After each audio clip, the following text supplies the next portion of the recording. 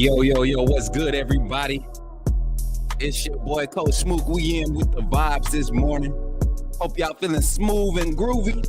Hope y'all like the beat, man. Hold up.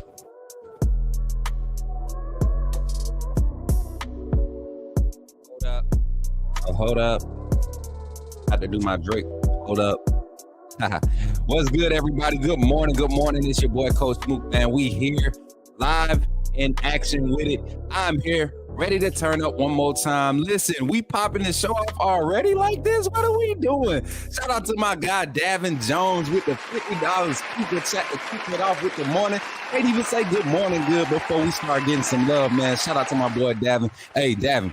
Appreciate you for the $50 super chat, man, and being a member of the AAA fam, supporting us, doing what you do, man, is greatly appreciated. He said it's going to be a prosperous day. Let's get this thing started off right, AAA. Yes, sir, you definitely did that with the $50 super chat. Greatly appreciated, man.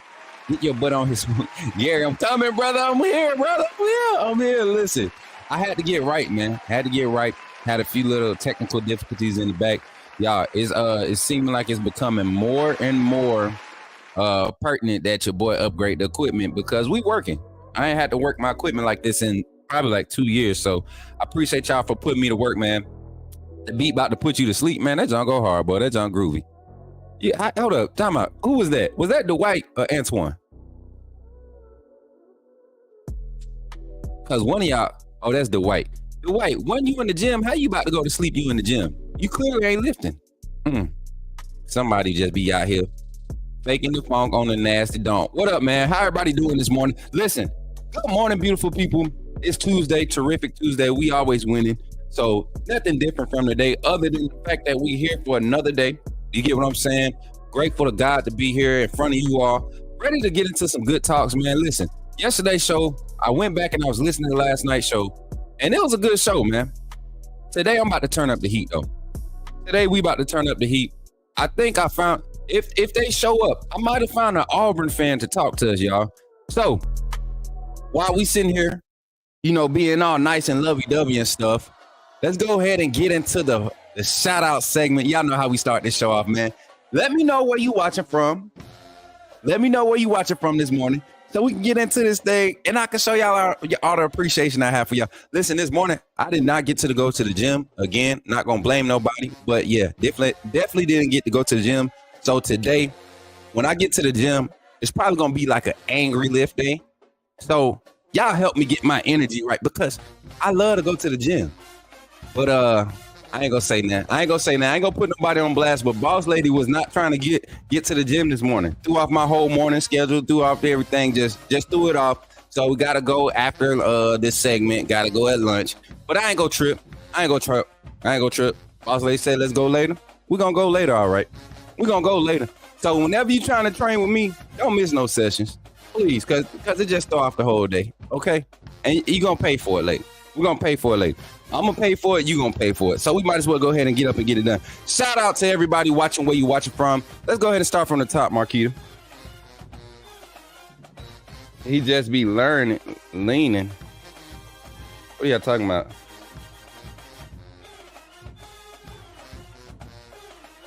Oh, okay.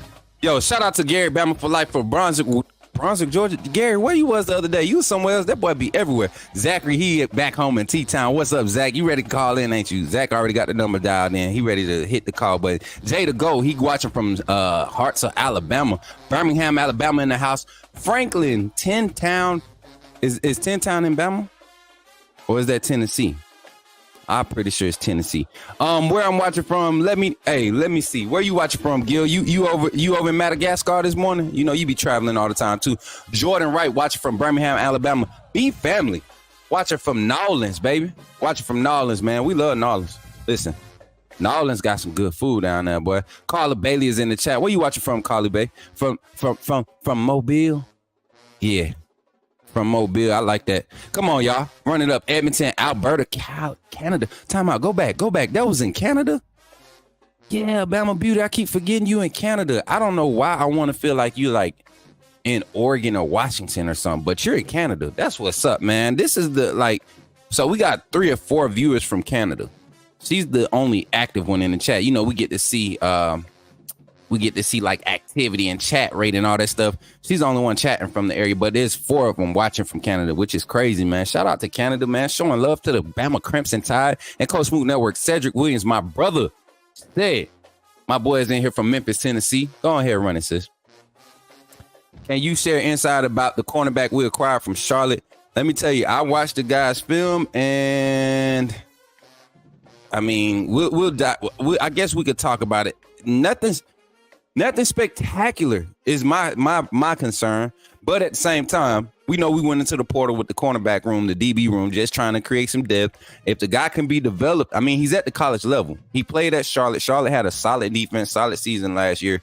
I think he probably just slides into this and provides a lot of depth for the cornerback room. But we'll dive into it a little bit more in the conversation. As a matter of fact, MP, if you really want to talk about it, get ready to call in, and we'll be opening the phone lines here in about 10 minutes after we do our opening segment, go over the news or breaking news or anything happening on social media as far as Bama football is concerned. Nicole Covington in here, my sister, coming from Birmingham, Alabama. We got my boy Sean. Listen, Sean, I'm going to need you to change that Pennywise doggone picture, man. You were everywhere. Hey, MJ in North Carolina. Listen, man, we got everybody everywhere. Listen, B-Ham in the house. I see you, Steven. What's up, my boy? The White said he in Stockbridge up the street. You know what I'm saying? Montgomery, Alabama. Quaisha, my sister, is in the chat. Tink out there in Orlando, Florida. Y'all know we got a segment. We're going to be calling up Tink, give us something to think about today. So, Tink, I hope you're ready, man. We're going to be calling you today. So be ready after the first segment of phone calls. Morning Smook reporting live from the Gump. Yes, sir. Antonio, I will be back. No, not this weekend. It's probably next weekend. But this weekend, we got some big things popping. Y'all already know. I gave y'all the announcement yesterday. But listen. We got action this morning, y'all. We got action. I thought I was going to get active on Twitter this morning. But the person I was trying to get active with definitely was not trying to have no smoke. But I got confirmation that I should be getting a phone call today. And y'all, I think y'all might like this because the person that's calling, I don't like them. Y'all know I like everybody. I just don't like this person. They don't know football. They don't know nothing about their own school that they cheer for, but they stay talking about Bama. So I hope they call in. One is a Georgia fan. I'm going to tell y'all that. One is a Georgia fan and the other one is an Auburn fan. So hopefully we can get both of them calls to call in. They say they're going to call in. We'll see. You know, everybody be blowing smoke until it's time to get ready, get active, and get to it. But yeah, we want to get the phone calls in. We want to get the talk going today. Listen, my boy Dino, he down there in Columbus, Georgia. Yeah, Dino, what's crazy is, man, I was just home this past weekend. Nah, it ain't, man, Darius Fontaine ain't gonna come in here, man. He know it's a safe space. This ain't a safe space for fans like Darius. You get what I'm saying? He know he could catch that smoke over here. He'll stay on the other side where it's safe. You know, politically correct. But we ain't worried about politics and all that over here. We want authenticity above all, man. And you all know authenticity will outlast anything. Anything authentic, it'll keep its value. It'll always be more valuable than the fake stuff. So that's what we want to do. We want to continue to be authentic and do what we do. Shout out to the big 62 total watching the show. We got 35 live on YouTube right now. We got 26 over there on Twitter. Listen, if you're on Twitter, you want to hear your words, see your words on the screen, you want to have your comments responded to, jump on the YouTube side. We're live at Coach Smook on YouTube. Pull up over here, comment, drop a like, drop a share. Everybody that's in the chat right now, take 20 seconds, share the live. Put that mug on Twitter, put that mug on Facebook, Instagram. Take a moment and just share the live. We want to get people in here. We want to get people talking. Once again, we got our AAA family members in here, people that are chosen to dedicate their time and their efforts and their contributions, donations to the channel. They have picked up that badge, man. Glad to see y'all in here. Hey, we got Prattville in the building. Angelo Jones, we got Prattville in the building representing them Prattville Lions. Hey, I'm telling you, Prattville used to be that squad when I was in school. I don't know about y'all. For all my folks from Alabama, the central Alabama area, Prattville was that school when I was coming up between like 06 to 2011, 2012, right when they phased out by 2012, probably like 04 to be honest. Prattville and Hoover was like the schools to beat when I was coming up. But that's neither here nor there. Listen, y'all, I am feeling good this morning. Other than not going to the gym, I feel good. I really do. I think we're going to have a good show today. I'm ready to hear some phone calls, ready to talk to you all as the fan base. We don't necessarily have topics today, but we do have discussions that need to be had. And one of them is the simple fact that people still talking. Like I said, I've been getting into it with the Georgia fans, Auburn fans, which is crazy to me because we beat both of those teams last year with our running back as a quarterback, right? You remember all the noise they was talking running back this and Milroe can't make this pass, and he literally beat both teams in a similar fashion. I mean, just dramatic fashion. They didn't have the best of games, but you still could not beat us in those moments of weakness. And now you're looking at the roster now, looking at what we have personnel-wise, looking at the coaching staff, and I just continue to wonder, I'm just confused. Like, why in the world would they believe that, okay, we couldn't beat them with the old coach that lost his step and all this stuff, but now they got a new coach, younger coach that really got a grasp on how to win and really know how this new age of offense needs to be, and going to have a defensive coordinator who really just sell out for the blitz and go crazy with the pressure. And they don't expect Alabama to get better. They don't expect the product to be better, what's put out on the field to be better. That is crazy to me. That's crazy to me. So we want to talk about that. I want to get your thoughts on that. I mean, we kind of dove into it yesterday, but I feel like the fans really need to be heard. And I'm telling y'all, the clips that we have coming, oh my God, the way that your boy is editing them, oh my God. When I say fire, I'm talking about fire. So when you call in, be ready to talk your stuff. I don't care. Even if you're not a Bama fan, you want to call in, you want to talk your stuff, go ahead and do that. We all for it. We here for it. But yeah, we got that conversation to be had today. Also, guys at work asked what radio channel I was listening to. I said the GOAT Coach, the GOAT Smook. Listen, man, tell them pull up on Coach Smook Network, man.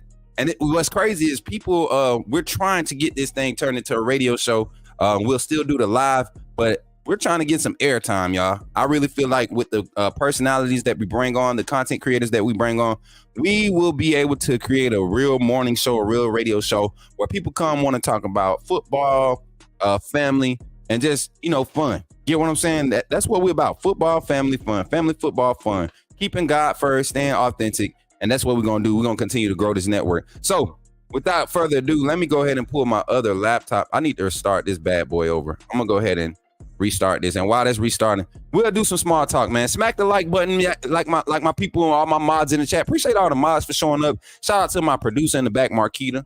You get what I'm saying? She out there doing her thing in the back, doing her thing. And shout out to my manager, my boss lady, KT. She had to go to an appointment this morning, so it's kind of weird not having my partner around here, kind of directing me and making sure I'm paying attention to the right thing. So we working with a two-man team this morning, and I think we're gonna be straight. I really think we're gonna be straight. So let me get these graphics up because I really want to talk about some of this stuff. Here we go. Where's the anyway, before we even get into that, I want to show y'all something. Y'all been waiting on it. And the messed up part is that we won't get the link up until tomorrow because we had to pay for it. We had to pay for the advertising and all that stuff. We had to pay for the software use. But check this out, y'all. Boom. Shaka laka. What y'all trying to do? Yeah. Take that banner off of that for me real quick. Listen, outside with Coach Smook. The event is there. It's going to be up September 28th, 2024. We will have the link launched tomorrow at noon, Wednesday at noon, Central Standard Time. You will all get to start RSVPing for the event. And this event, the reason we're starting it up so early is because we have so many options, so many places that we want to do this event. There's a venue that we are particularly have our eye on. We're not trying to go to the quad and be caught up in all the traffic. We want to be right on the outside of. So we got 2 spots that we're looking at, and I think y'all gonna like it, man. We got some people that's contributing some equipment for the setup. We're still looking for people with RVs. We're still people looking for sponsors that might want to sponsor or cater. We're just looking for opportunities to network and create a good environment, a good tailgate environment for this game. Y'all know it's going to be a huge game. People are going to be ready just to show up and talk trash. We got Georgia fans already saying that they're interested. We got Bama fans. Y'all already know Bama Nation. We're going to the AAA fan. We're going to show up and show out. Hopefully y'all are already making plans to be in Tuscaloosa September 28, 2024. That's this year, September 28th. Hopefully y'all are making plans to be there, because I honestly think this is going to be an event that's going to change the landscape of how content creation is done for college football interaction and coverage, but also we're going to actually have some inside scoop with some of the things going on, because your boy is still going to have his, we still going to be doing team reporting, still going to be talking football. It's not just going to be like an event. This is going to be interactive. It's going to be an opportunity for us to really be fans. We're going to be doing giveaways there. We'll have food. Of course, there'll be some drinks. It's going to be set up very nicely. So make sure, and it is family friendly. So be careful. You get what I'm saying? Everybody do what you do, but remember, we're going to have children out there. We're going to have families out there. We're going to have senior citizens out there. So we got to be mindful, and we want to have a good environment. We'll have some security personnel on site, make sure that everything stays straight. I don't think we're going to have any problems. You get what I'm saying? But you never know. My pops always said, you stay ready, you ain't got to get ready. So we want to stay ready. But the event is going to be crazy. I can't wait to get into it. And the further it gets planned, the more that the planning happens, we'll keep y'all updated on the information on that. Also, tonight, we have 2 recruits coming on for the show, this evening show, y'all. I'm telling y'all, we are really trying to grow this recruiting base, this recruiting insider analyst stuff that we're doing. I don't even know what the technical term is for it, but I love being in the high school recruiting realm. It's a lot of young men out here that really, really want that exposure. And if Coach Smook Network can do it and provide that for them, we're going to do it. We're going to do it with no regrets. We're going to do it as authentic as we can. And we want to build relationships, not just, we're not looking for numbers. We're looking to build relationships. So right now we got 44 watching here on YouTube, man. Make sure y'all running the likes up. Make sure you got everything popping over on that side, because I'm really excited to be here with y'all this morning. I want to do this like we did the other day. So Marquita, if you can, go ahead and put the number on the screen. Let me go ahead and get it set up in the back. Listen, call in. We want to talk to people. We want to talk a little bit louder. We want to speak to college football. We want to continue to put college football on notice, man. I just want open thoughts on what you have to say to all the naysayers. It's so many, y'all. And it's crazy because they only come out. It's like they won't come in here when we're live. They won't come in here and say nothing to us while we're live. They wait until after, when we're out doing adult things and handling our business throughout the day. That's when they want to call in and talk crazy. But phone line already popping. Look, phone line already popping. We got the 205 number. Zachary from Tuscaloosa. To accept, press 1. Let's go, man. Y'all already should have known. Zach, what's good this morning, man? How you doing, bro? I'm doing good. Just glad to be back from vacation and kind of get to sit back and relax, and unwind from vacation. Look, Zach, I feel you on that, man. I went to Panama City a few weeks ago, man, and you would think that going away is the relaxing part, but relaxing coming back is usually the relaxing part. After you come back is usually the most relaxing part. But yeah, man, glad you back, glad you safe. It's always good to hear your voice. Listen, man, I got a quick story to tell you before I get your response, and I want to hear what you got to say to all the others. So yesterday I'm on social media, and I see a little burner account talking crazy about, of course, Coach Smook got to be in somebody's living in somebody's head rent free. But right. But what the discussion was they caught the tail end of our segment yesterday when we started talking about schedules, and they said, how you expect Georgia to lose 3? And I just kind of replied like, Coach J, if you listen to the show, I was like, come back to the show and rewatch, and if you disagree, you could call in. Well, hopefully that person calls in today, but they could not believe that Alabama fans, or fans in general, because we're not the only fan base that believes this, but they can't believe that people think that they might lose 3 games realistically. What's your feels on that, man? Like, and this ain't a Georgia show, but Georgia is the only team that keeps us in their mouth. Like, they talk about us every day. I see Georgia networks talk about Bama every day. Right, because Nick Saban lives rent free in their head. Because Nick Saban was their daddy. look, even in retirement, he's still haunting them, right? Like, it's sad because you have to wonder, man, do they really understand what this shift in college football means? They might See, they thought they had it bad under Saban. In my opinion, they thought they had it bad under Saban. They know they did. Because Saban, it took Saban 3 years to really prove he the king. Now you got a young man that was literally just playing in the national championship last year with the middle school version of Alabama. You know what I'm saying? So, right. What you got to say to these people, man? Whether it's Georgia fans, whatever fans, what you got to say to them, Zach? I think they need to hear what you got to say.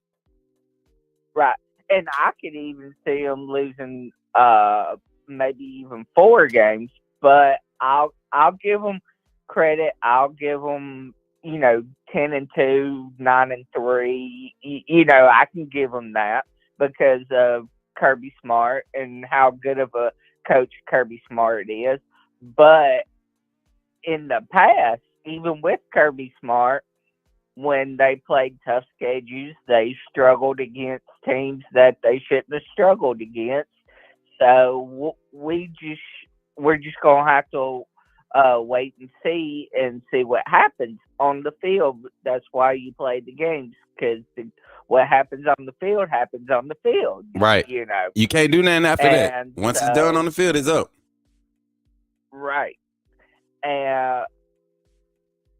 And I even believe they think that because Nick Saban's gone, that they're just going to be able to walk all over us.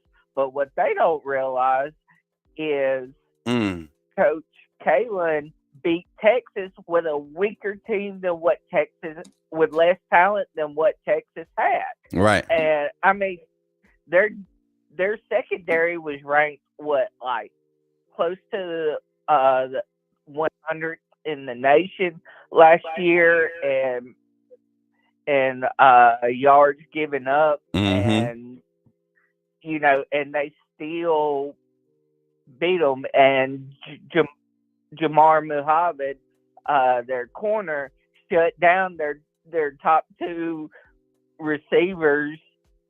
I mean, the whole game at that. Like he didn't have the whole game. I think he only gave up one. One of them was a first round draft pick this year. So that's saying something. And as highly rated as any of the cornerbacks or safeties that we have, and so I don't see where they think that they can come in and walk all over Alabama. It doesn't make sense, Zach. Like, I mean, even if we're being nice about it, it doesn't make sense. But I'm looking at the schedule, man, and they may very well. I don't know what Clemson is bringing to the table, but they may very well lose that one. And then you got to turn around 3 weeks later and come to our house. We're beating you. I'm not putting that past. Like, I'm not even gonna play with that. Then Auburn. Just imagine Georgia losing to Alabama. What type of response do they have after a loss to Alabama? Do they have Auburn come in and upset them too? That might be too. That might be. Georgia might end up being 2-3 in their first 5 games. It's possible. It is possible. Clemson can and will show up to play them. Right? How they handle that game will be a telltale for the next 3 weeks. Coming into T-Town, they're going to lose to us. They'll be their second loss if they was lose. Auburn could come in and upset them. We know how that game is, that rivalry. Texas is going to be. I believe Texas is going to beat them. I think Sarkisian and this offense will give them fits. They're going to blow Florida out. Ole Miss, they got to go to Ole Miss. Yeah, so shout out to my sister for the $10 super chat. She says, Rama, Jamma, Yellow Hammer, give them hell, Alabama's Dr. Cicely Artist. In the chat, my big sister, y'all. Appreciate you, big girl. Love you, girl.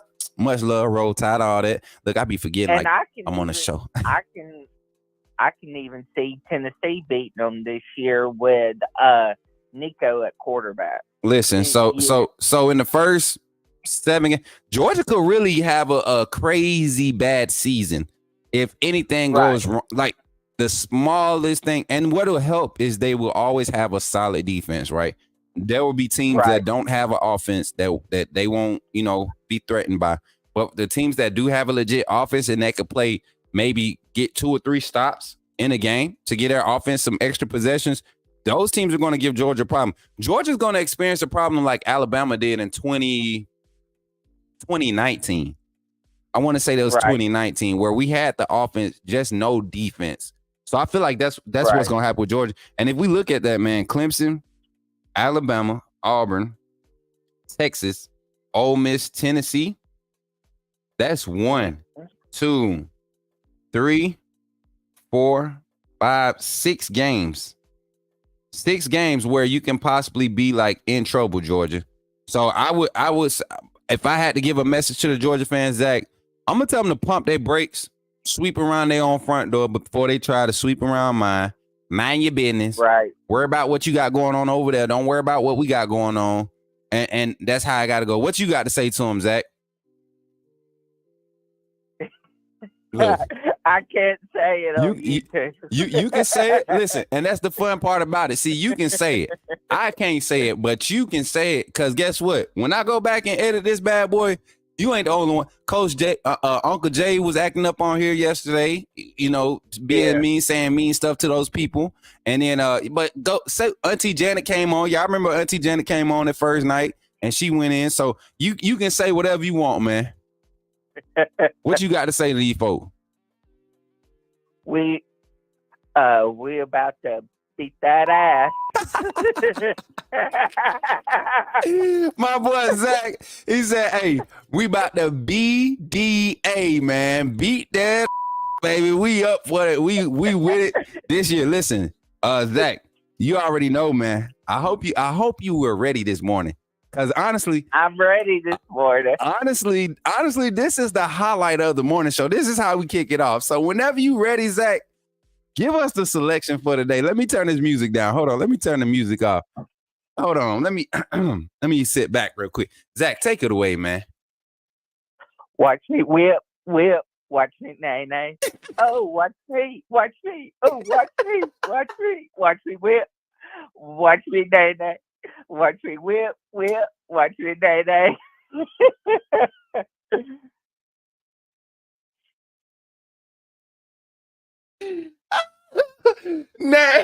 Nah, Zach, come on now. Zach, nah. Zach, you ain't go there. He ain't go there. Nah, solid toe. Listen, y'all, Zach, y'all got Zach out here with the solid toe. Nah, not the nay. Whip, watch you nay. Y'all, nah, Zach. Well, you was a trip, man. Zach, you know what? I'm gonna start putting in requests because you getting out of control with your song selections. Listen, Zach, I want some old blues. I need a blues song. I need Zach to find a blues or a blues song. Like Ray Charles, B.B. King type blues. Something blues. I want to hear Zach on some blues. How about that? Okay. Bet that. Listen. Zach will do his research and have that for y'all. Zach, you got the chat going crazy, man. You got the chat going crazy right now, man. I love it, bro. I love it. I love the energy you bring every day. I appreciate you 100%. Anything you want to say to the people before you get off the line, man? Roll Tide to my AAA family and love you. All right, man. Zach, much love to you, man. Roll Tide, my boy.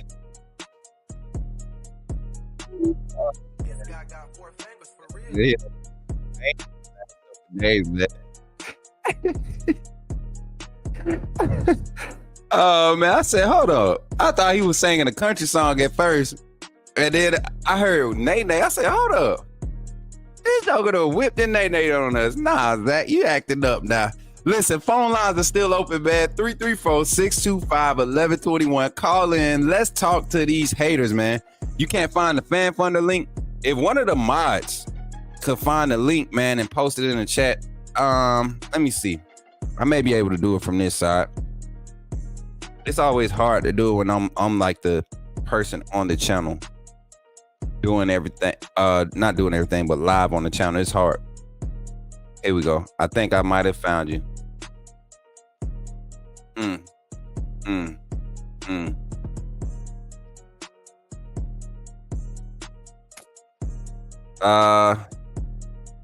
Somebody got the link for me? I got it. You know what? I do got it. Let me stop tripping. Y'all, that beat go hard too. Who yesterday? Who saw the It wasn't yesterday, but who saw JC Latham's Lank tattoo? Did y'all see that jump? Did that jump not go hard? Y'all know when you get something like on your body, like it really has to. Most of the time it has to mean something to you. Me personally, everything on my body has a symbolic meaning. You know, it's either very important to me, or it's very symbolic, right? To go and put that saying, that mantra on your arm, that says a lot, man. It shows you how tight them boys was. Let me see if I got my my commands in here. Join the Discord, want to become a member. Here go the link right here, I believe, right here. All right, y'all, here go the link right here. Here we go, boom. Want to join the team? There you go, right there in the chat. I wonder if I could pin it. Let me see if I could pin it real quick. See if I could pin that thing real quick. Where's my comment?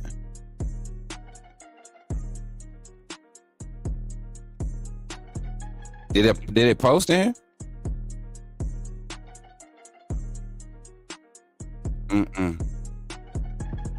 Marquita, I don't see it. I see it highlighted, but I don't see it in the chat over here. It's weird. Oh, there it is. Boom. Why it pop up so late? That's crazy. Comments popping up like extra late on this mud. There you go. All right, so I got it pinned to the top. There's a link at the top, man, if you want to join. And he was able to see it. My boy Cory Glover joining the team. Appreciate you doing what you do, man. Supporting the channel, doing what you do. Listen, Cory Glover to join the team, y'all. Shout out to Cory Glover, man, for coming a part of the team, man. Appreciate you for joining the AAA fam, supporting the channel. Listen, you just got yourself access to all. Is my camera froze?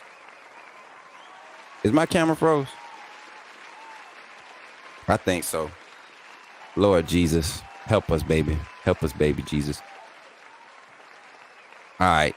My camera froze, y'all. So y'all know what that means. Okay, we back. I guess. I don't know. What's going on, man? What's going on? Computer, what's going on? Let me see. I'm gonna have to take my camera off real quick. I'm gonna come back on. Maybe can y'all still hear me though? Hopefully they jump back. I'll be right back.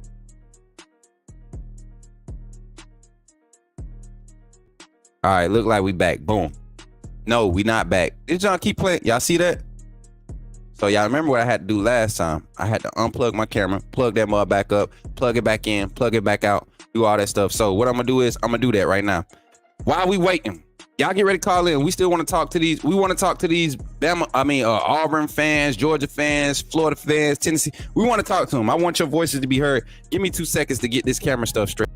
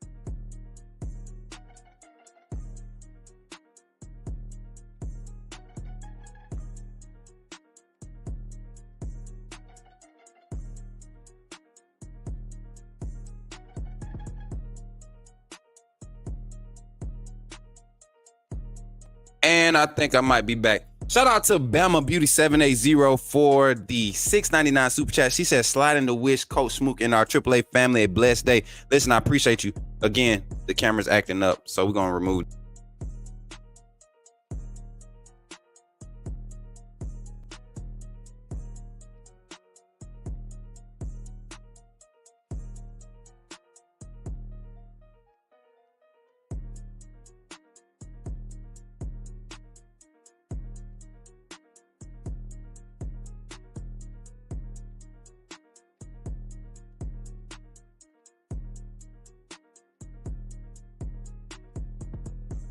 y'all. See, I don't like this camera. This mug. What's going on? I might have to end the stream, y'all. I wonder what's going on. Marquita, I don't know. I don't know what's going on. We might have to start the stream over, y'all. I hate to do it, but Jesus Christ. I can't deal with this. Y'all know I'm an audio video type guy, so this is like a pet peeve of mine. Let me remove the camera. Hold on. Let me see. Camera options. Let's see if we can get this one cranked back up and acting right. Yeah, it's looking like, oh, StreamYard has a, come on, StreamYard, don't do me like that. Don't do me like that. So what I will try to do before we do the worst option of them all, which is start the whole stream over, right? I will come over here and pull this up and see what this camera view looking like for a second. And we might just have to run it like this for a second. Are we back? Are we still lagging? All right, we should be good now. Look like we're good. Let me know if I freeze again. Marquita, keep an eye on that for me. You know, I'll be over here getting in my zone. Let me know if I freeze again. If I freeze again, we'll start it over. We'll come back and go out and come back in and see if that helps. If it freeze again, we'll just start the stream over. I feel like y'all will pull up for another call and segment. But without further ado, let's get back to the phone lines, y'all. We got the phone line is open. 334-625-1121. Go ahead, call in. I want you to speak on it today. I want y'all to speak on it today. I don't want nobody to hesitate. I don't want you to hold your tongue. I want y'all to speak on it. Georgia fans, I've really been going at the Georgia fans because I hope the rubbernecking Georgia fan that be talking all that noise after I'm live, hopefully they watching, man. Hopefully I'm watching. Hopefully they watching me, and hopefully they see me popping this, talking all this noise, because that's what I'm gonna do. I'm gonna keep talking. I ain't like them. I ain't gonna act like I didn't say nothing after I already said something. You get what I'm saying? Like, I know what I said. Georgia 9-3 at best this year. Georgia 9-3. Auburn win 3 games for us. You might be able to talk some. Auburn, you know what? Auburn Slick might have a great year. They got 8 home games, y'all. Have y'all ever heard of that? 8 home games in one season? That's crazy. Not only that, but then you got Tennessee. Tennessee has a decent schedule. We didn't look at schedules yesterday. We didn't look at Tennessee's schedule. I want to look at Tennessee's schedule while we wait for somebody to call in. 334-625-1121. Let's look at Tennessee's schedule. Tennessee football schedule. 2024. I know y'all hate Tennessee. Me too. I hope Tennessee go 0-12. But then that means they wouldn't be able to beat Georgia. And then that would defeat the purpose. What's good, bro? I haven't heard from you in a while. Juvie, where you been at? What you mean you ain't heard from me? You must not have been listening, because we sure been talking. Jordan Hair Stadium is freaking cursed. Yes, you are 100% right. Jordan Wright, the fact that your name is Jordan and that name of the stadium is Jordan Hair, I don't think you should ever go there for any reason. There is no reason for you to be there. Too much guilty by association going on. Names too much alike. Jordan Hair, Jordan Wright, are y'all cousins? Do you have a cousin that goes to Auburn? If so, it's on them right now. Jay on their neck. Jay said fake orange sport team. I feel you on that, Jay. I feel you, man. I can't stand Auburn, bro. Let's look at Tennessee, man. Let's look at Tennessee. I can't stand Tennessee either. Let me hold up. Let me make sure I got the right screen share going in here. Share the right screen. Gonna look at Tennessee football schedule, and this is off of their official website, I guess. Here we go. You got NC State. NC State, they playing in North Carolina, so you know Nico probably gonna have a coming out party with that game. Kent State, they gonna, he probably gonna put up about 450. Offense gonna put up about 450 in Kent State. Now, what? Listen, who blocked you? My childhood friend is he blocks you after the arm ball. I got friends like that too, man. They don't even want to hear from me. But as soon as Bama lose, it could be, you know what? We'll talk about that too. How everybody celebrates Bama's losses, right? We heard Coach Sean talk about that on the channel before. You've heard other people. I don't think people have actually been able to hear you all's take on it. So y'all quiet on this phone line this morning too. Y'all gonna make me listen. Y'all gonna make me come and get y'all. I'm about to start calling folks because once we get the bro corner started, don't be trying to call in and interrupt our phone call. This is y'all time to talk now, and then we're going to come back to it. So go ahead, call in 625-334-625-1121. What am I doing? Why do I want to keep making that number that? 334-625-1121. Listen, look at this schedule though. Tennessee, they start off with that's crazy. They start off with Chattanooga. Then they go to North Carolina State, right? Kent State. So I think they got a good opportunity to be 3-0. Oklahoma, September 21st, the week before we play Georgia. I think maybe because we have a bye week, maybe we do a virtual watch party, and watch all the big games because that one is going to be interesting. And I'm pretty sure that's going to be a noon game, more than likely. So that'll be one that we be able to watch football all day together, virtually. Tennessee, Arkansas. What does this Oklahoma Tennessee game look like though? Looking at what's coming back for Tennessee offensively, you think they're going to be able to score and put up points? Because Oklahoma's defense, even though it's shaping up, they don't have to see. Well, then again, they're used to playing potent officers. I think Brent Venables might, for a team like Tennessee, it might fit well with his scheme that he want to bring to this league. And then Tennessee, how they like their offensive play calling style. Venables has success against Josh Heupel type offenses. So we'll see.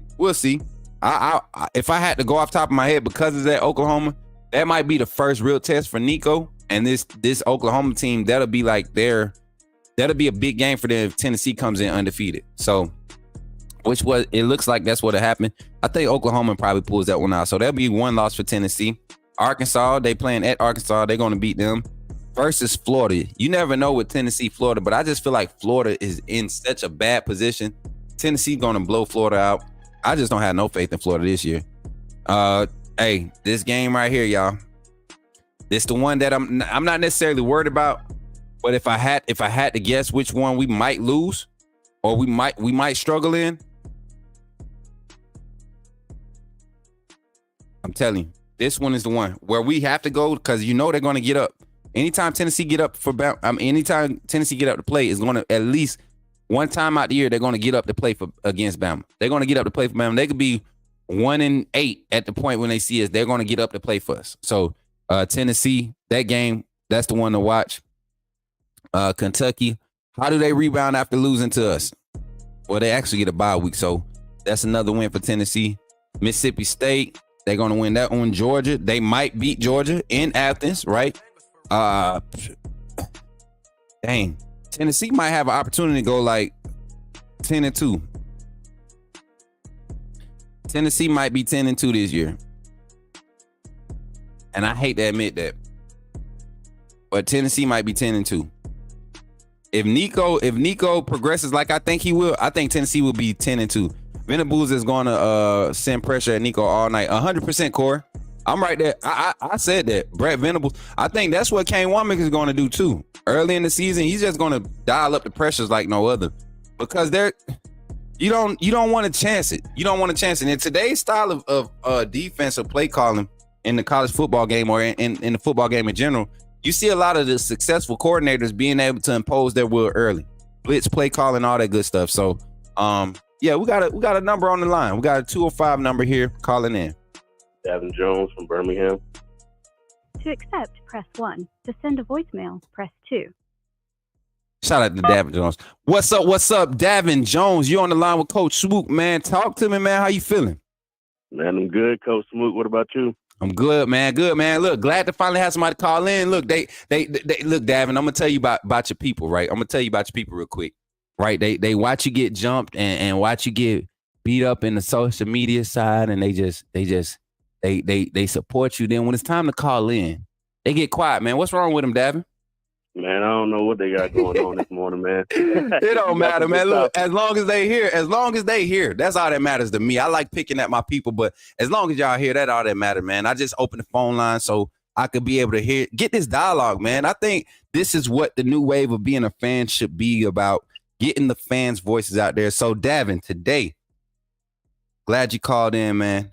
What you got to say, man? What's the feels about this whole topic? We talking about putting these haters on notice, basically. We putting everybody on notice. We're saying it a little bit louder for the people in the back, the ones in the front, the quiet ones that's still murmuring, the ones that's whispering. What do you got to say to them? And it don't matter which fan base. I just want you to rip into whoever, whatever you feeling right now. Yeah, man. Well, I got to start with Georgia, man, because they always got our names in their mouth, so I got to go with Georgia. I really think, man, this season, I'm not saying Kirby on the hot seat because I think Kirby, he's next up after Saban, or that's what they think he is.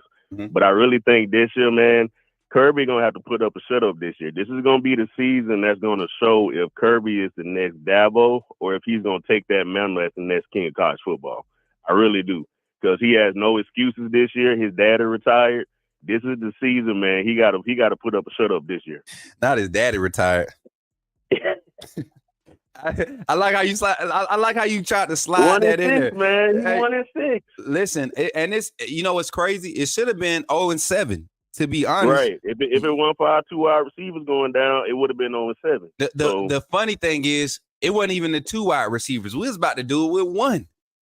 Right. Mechie was already out for the game. You get what I'm saying? Like Mechie was already out. And it took us having to play a freshman who didn't know any other plays at wide receiver, big, highly touted freshman, Jai Hall. He dropped two big passes. And they only, what it was, 33-18 was the score? Yeah. And then it was closer than that. They really didn't stretch the lead out until the very end. Like once it was, It was way closer than that during the majority of the game. So it wasn't like they just blew us out. Right. And that's what I think they forget, man. Like the game that y'all did win, y'all needed everything to go wrong for us. It wasn't that everything went right for you guys. Everything just went wrong for us.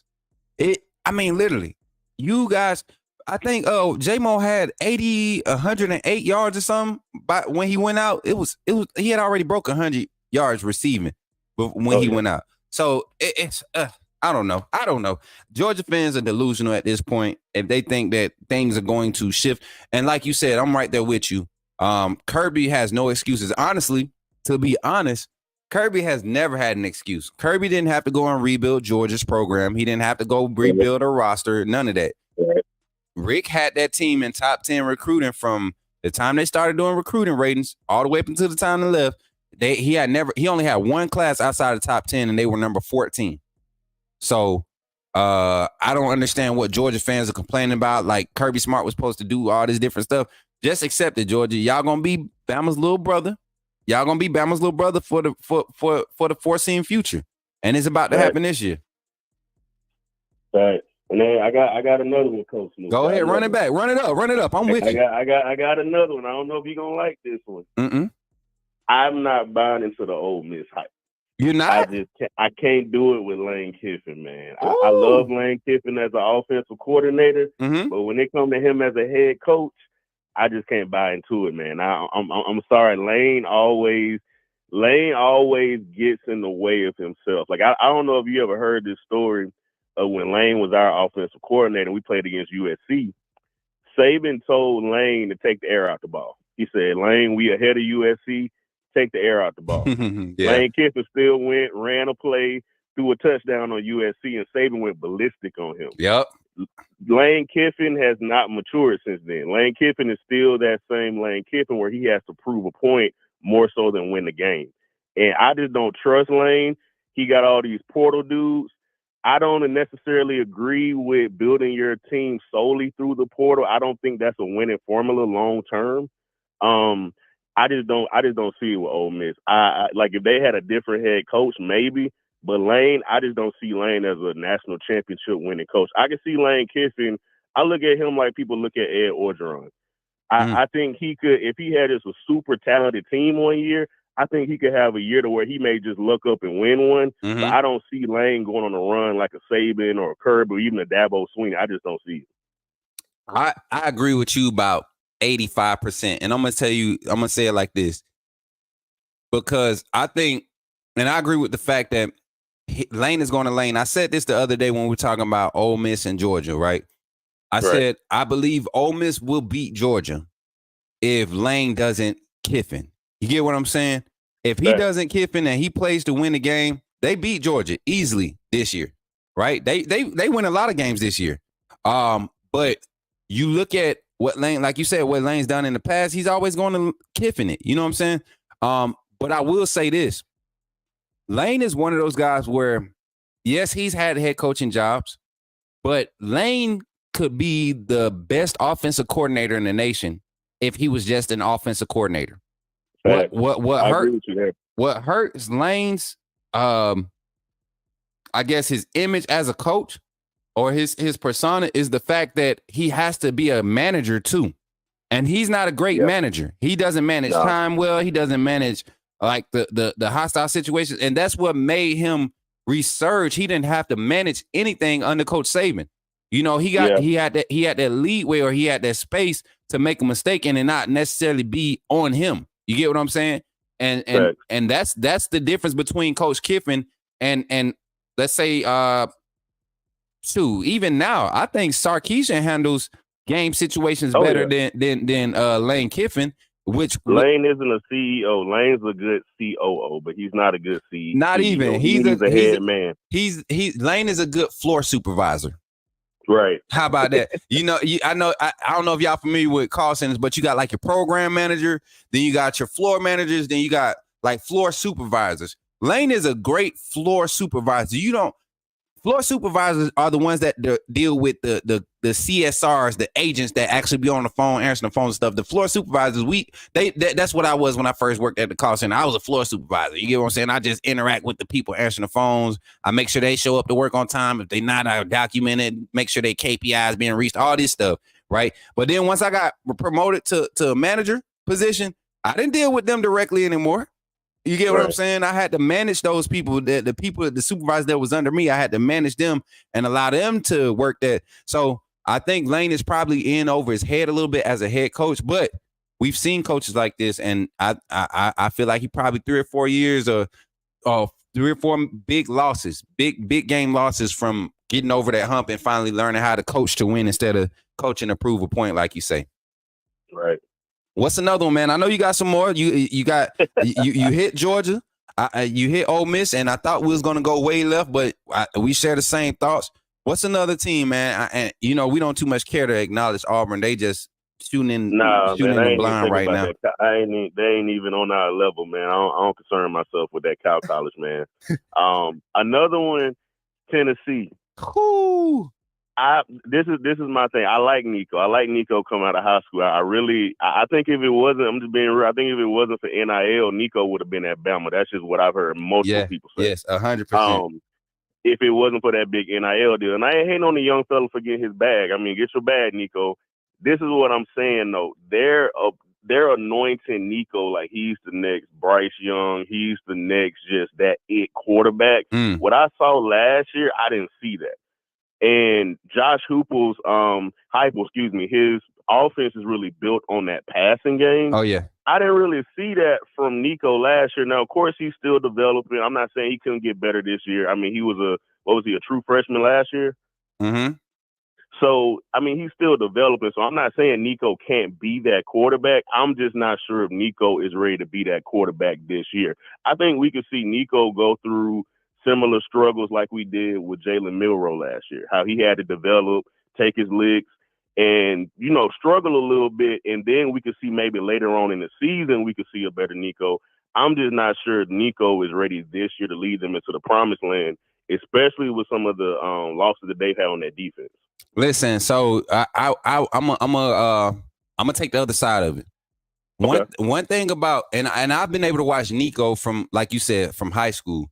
One thing about having an offensive coordinator as a head coach, or offensive-minded coach as a head coach, you tend to see the progression of quarterbacks who are like day one ready. And I believe Nico could have competed for the starter position last year. I mean, he did compete against Joe Milton for the starting job last year.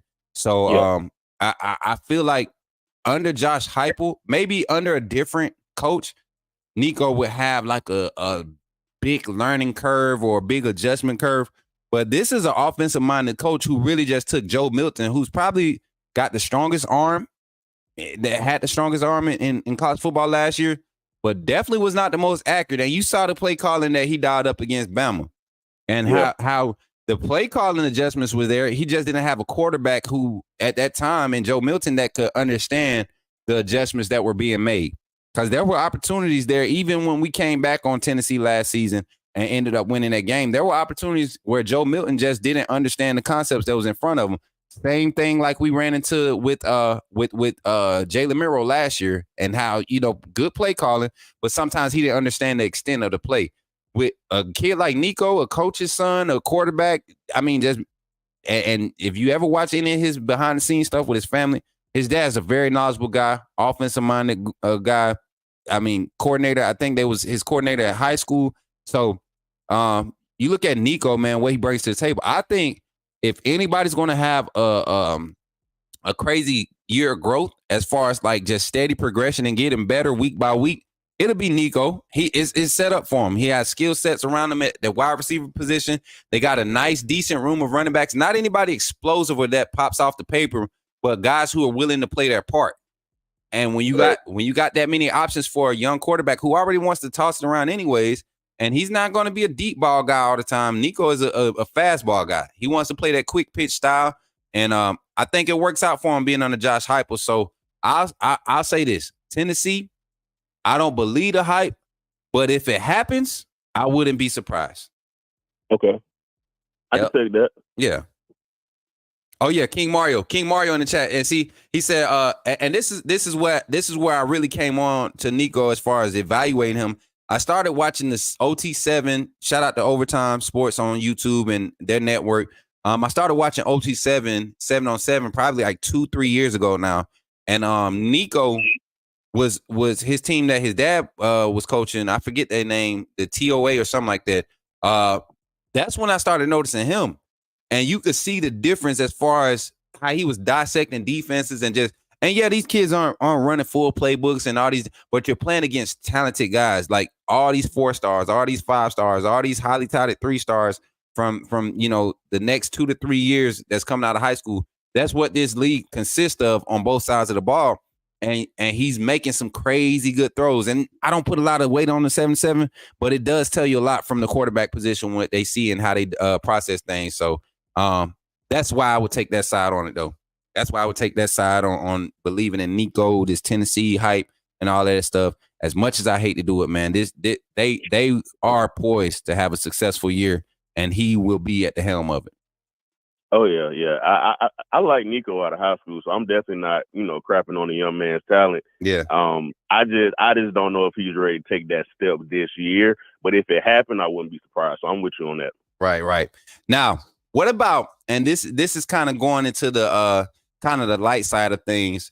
So I saw a Florida fan laughing at a post about Alabama. I think the record was in Saban's last 3 years. Saban lost more in his last 3 years than he had done in the first 14 years of his career, or some crazy stat like that. And I saw a Florida fan, of all people. Man, Florida be lucky to get 3 wins this season. I don't even want to get into a Florida fan. I low key kind of feel bad for Florida fans this year. Listen, like if Billy Napier gets them to a bowl game this season, they need to build that man a statue. I'm just being real. Listen, they better get that man a raise. They better get that man a raise today. I mean, if he come out of the first 4 weeks with 2 wins, go ahead and extend that contract for that man. Yeah. I agree with you there. I just, with that schedule they got, with the talent, I've been hearing whispers, Billy Napier and the Florida NIL, they not really pushing that money behind Billy Napier. Like, his hands are kind of tied right now. Oh, so yeah. If he can make a miracle out of what he's working with right now, they need to go ahead and just extend him, put the money behind him. Because I think Billy Napier is a good head coach. I think what we're seeing with Billy Napier is what happens when you have the big money boosters who don't really get behind their head coach, and you get the administration who kind of bail out a little bit too early. But I think Billy Napier is still a good head coach. I see people, calling him Sunbelt Billy and all that stuff. I don't necessarily agree with that. I think he's a competent, very good head coach. I'm just not sure if it was the right fit with Florida. Right. And I mean, look at the timing he came in on. He came in on the back end of probably the worst span of Florida quarterbacks, coaches, recruiting that Florida had seen in years. I mean, in years. I'm looking at the schedule now, man. So we're talking Miami week 1, Stanford week 2, Texas A&M, and Mississippi State. The first 4 weeks of the season. Those are your first 4 games. I would be surprised if Florida comes out of that 4-game stretch with 2 wins. With 2 wins. Yeah. Because go ahead. Yeah, I think they could definitely get. I think they could definitely get Mississippi State just with the state of that program. Yeah. I mean, if he loses to Mississippi State, yeah, he need to just go ahead and pack it up for the season. But with Mississippi State, Stanford, I think he can get those 2 wins. Now with Miami and you said Texas A&M, yeah, I don't know. I could see him getting Miami just on, and I love Cristobal, man. I loved him when he was here as the offensive line coach. right. But Cristobal has a little bit of Kiffin in him, not in the goofiness that Kiffin has, but as Cristobal is he's not that great of a game manager. We saw that last year. How he blew that game. I think it was against Georgia Tech. Georgia Tech. Yep. They should have won that game, but he did not manage that well as the head coach. So I definitely see Florida coming in, got a chip on their shoulder. They've been hearing us talking all off season about how, man, they'll be lucky to have 3 wins this season. I can see them going into Miami and possibly getting an upset just based on that fact. But I think Miami just going to have too much talent this year based on where Florida's level. So I don't see them winning that game, but I wouldn't be surprised if they did just based on Cristobal's history. I don't see them win against Texas A&M. I know they got a new head coach and all that stuff, but he's a defensive guy. Yep. I think he's going to have some of them guys ready to play. I know Texas A&M lost a lot, but they also got a good bit back in the port. I know they got Des Ricks, who was at Bama. Yeah. So they got some talent still left in College Station. So I don't see Florida winning against Texas A&M. Yep. And then to follow that up after A&M. So right now you saying 2-2 at best. You said Mississippi State. If they don't beat Mississippi State, they just need to hang it up, right? Yeah.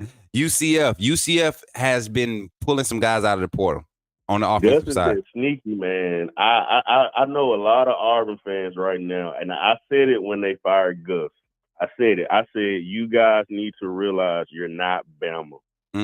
When you realize you're not Bama and you stop trying to get the next Nick Saban, I believe Auburn program will be in a way better position than they are right now. They just would have stuck it out with Gus. Yep. He had took them to a national championship.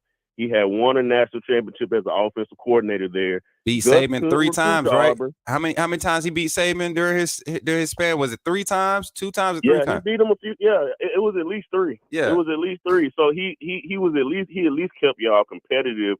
But little brother's problem is they're always looking at Bama and they're like, well, we should have a Saban. We should be winning back-to-back national championships. And we should be and it's like that man had y'all consistently in the top 10, sometimes top 5 of recruiting. He was able to pull guys in, and he was consistently keeping you guys competitive. He was competitive against Saban. He was competitive against Georgia. Auburn really shot themselves in the foot by getting rid of Gus Malzahn. They should have just stuck it out with Gus and rolled the wave out, but they're so consumed with Bama that they're always just making these knee-jerk reactions. Now they're in the situation that they're in right now. Facts. And then we followed up, man. We followed up UCF. I think that's a game where we're going to have to watch for Florida because UCF is going to have some talent. Tennessee, they got to go to Tennessee. That's an L for Florida versus Kentucky. Kentucky probably going to run the ball all over them. Georgia going to be mad about losing the week before. Texas, man, listen to this stretch, man. Oh, this hurts. This is where it get brutal. This is where it hurts, y'all. This is where it hurts for Tennessee, and I mean not Tennessee, but for Florida fans. And I almost sympathize with them, but they talking still. Like sometimes, I don't know, Davin. Where you from Birmingham? Yeah, Birmingham. You ever been in a situation where you knew like some folks didn't like you, and you had to go in their space?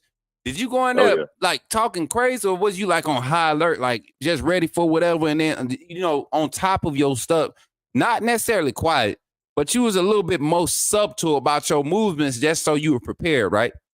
Right. You don't go in talking crazy, but you ready for whatever. You know what I'm saying? You aware of your surroundings. You ready if something about to pop off, but you don't go in there just trying to incite the situation. You get what I'm saying? See, Florida fans don't understand that concept. They come to the gunfight with sticks. Not even knives. They come with sticks, like the little sticks you get from Dollar General. The little post that you get from Dollar General with the bamboo, them fake bamboo sticks, them tiki torches. Them joints break so easy, man. You ever try to put one of them in the ground? You got to go to Home Depot to get good ones.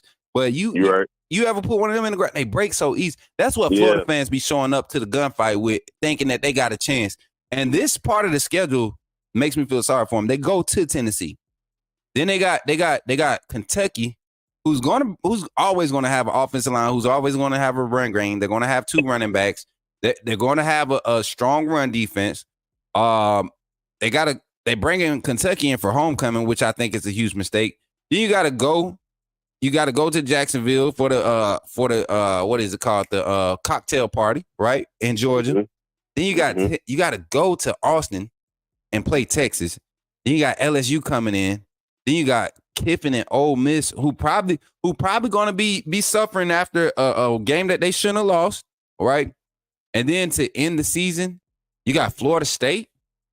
Yeah, man, it get Billy better pray he can pull off an upset either against A&M or against who was top of Miami. Yeah, he better hope he can come out that top 4 game stretch 3-1. Because after that, man, it's just Billy. Yeah, and like I said, I really feel bad for him, but at the same time, I don't, because like you said, they still talking crazy, like they don't know what's about to happen.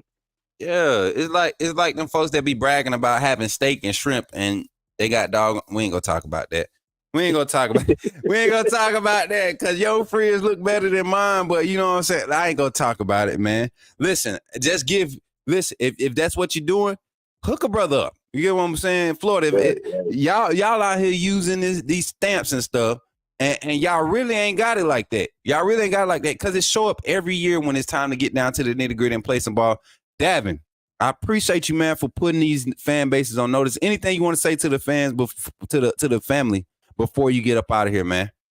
Yeah, man. Yeah, family, man. Look, man, keep supporting Coach Smook, man. I love the vibes over here. It's way different than the other channel. No shade towards nobody. Just it's facts. Keep supporting Coach Smook, man. Keep letting it do what it do. Coach Smook, man, keep doing what you do, man. I already see the channel, man. It's growing day by day. We got your back, man. Keep just being yourself, man. For sure, man. I appreciate that. I appreciate your support, being a member of the AAA team. And even your social media presence, man, how you've been kind of just interjecting and handling these debates, man, in support of the vision. I appreciate it, man. It doesn't go unnoticed. And call in anytime, man. Anytime we have them call-in segments, call in, man. You bring some good dialogue. Might have to get Davin Jones. I'm gonna start getting a lineup. I think that's what we need to do. I think I'm gonna have a lineup of people that I want calling in for at least one part of the 20-30 minute segments of call-ins that we do. We do try to do 2 30-minute call-in segments during our 2-hour show. So definitely be on that preferred list for me, Davin. I would greatly appreciate that much, man. Oh yeah, I'll definitely call back in, Coach Smook. I got you. For sure, man. Hey, much love, my boy, and Roll Tide. Roll Tide. Yes, sir. Yes, sir. Appreciate my boy Davin for calling in. That was a good phone call, man. That was a good phone call. Ended up going like 9 minutes over. I mean, when you call in and you talking some good stuff, you know, it ain't always got to be about facts. Your opinions can be opinionated, but at least let it make sense. You know what I'm saying? Let it make sense. Shout out to the big 68 over here live on the YouTube channel. We got 77 watching on Twitter. If you're watching on Twitter, pull up on the YouTube side. Pull up over here on the YouTube side. We got the vibes over here. We got all the energy. We're making it do what it do. Let me see something. Can I change my camera back? Oh, it's already there. It look weird on it. There it is. I fixed it. Boom. I fixed it, I think. Yep, I fixed it. Boom. It was looking weird for a minute. Y'all seen the spots? They gone now. Boom. But listen, dang, that junk just threw me off, the whole camera thing. Y'all see how ADD I get? I be like all over the place. But we're putting everybody on notice this morning. What's the other subject? I forgot the other topic because Gavin had a good little topic, you know. I mean, he really hit it on the head with Ole Miss, with Lane Kiffin. I think a lot of people say the same thing about Lane Kiffin. And I said it probably 2 years ago when Coach Saban was first trying to find another offensive coordinator. I said, yeah, bring Lane Kiffin back as an offensive coordinator. That's it. We don't need Lane Kiffin as a coach. I wouldn't want Lane Kiffin as a coach. I would rather have Steve Sarkisian as a coach. Everybody kind of make jokes about his drinking problem, but people change. People change. I think Sarkisian, if Kirby doesn't assume the king of college football, that'll be a question for the chat. If Kirby doesn't assume the next king of college football, doesn't take the title as the next king of college football, who in your mind is next? Who is next? If it's not Kirby, of course, I know a lot of y'all gonna say Kalen DeBoer, but even if it's not Kalen DeBoer, let's say Kirby. If it's not Kalen DeBoer, if it's not Kirby, who's next? That'll be who's next. That's the banner I want, Marquita. If you can hear me, who's next? Who's the next king of college football? Who's the next king of college football? Head coach. Who's the next king of college football? Let's talk about it. I want to pull up this graphic. I remember pulling this up a while back. I'm gonna pull it up again.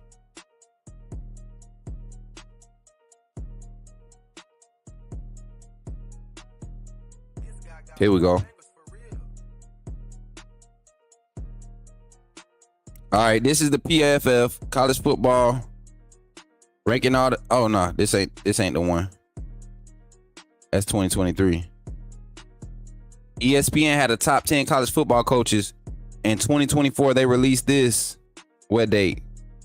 This was the other day. I mean, last month, April 5th. Let's jump into it. It's a good one. I think this is a good little topic to dive into. Who's the next king of college football? Sark ain't did nothing, but Sark has more of a forward projection trajectory. Like, he has more of a progressive trajectory plan and how he handles things on the college football scenes better than Lane Kiffin to me. There isn't anyone? Oh, that's not true. It's a lot of good coaches out there. There's a lot of good coaches out there. I'm gonna pull this graphic up for y'all just so y'all can see. Here we go. Let's jump into it. Here we go. So, check this out. Kirby Smart. Career record right now. If it's not Kirby, they think Kalen DeBoer is the second best coach in college football right now. ESPN wrote this, y'all. ESPN. They think Kirby. They think Kalen DeBoer. Kyle Whittingham over at Utah, number 3. I don't see Utah taking over as king of college football, but what if Kyle Whittingham gets an opportunity to go to the likes of maybe LSU? What if Kyle Whittingham gets a chance to go to Florida? What if Whittingham gets a chance to go to Ohio State after Ryan Day gets fired? What if Whittingham gets the look for Michigan a year removed from Harbaugh with some of the brand attachment still to that? Never know. Dabo Swinney over at Clemson. I don't believe in Dabo.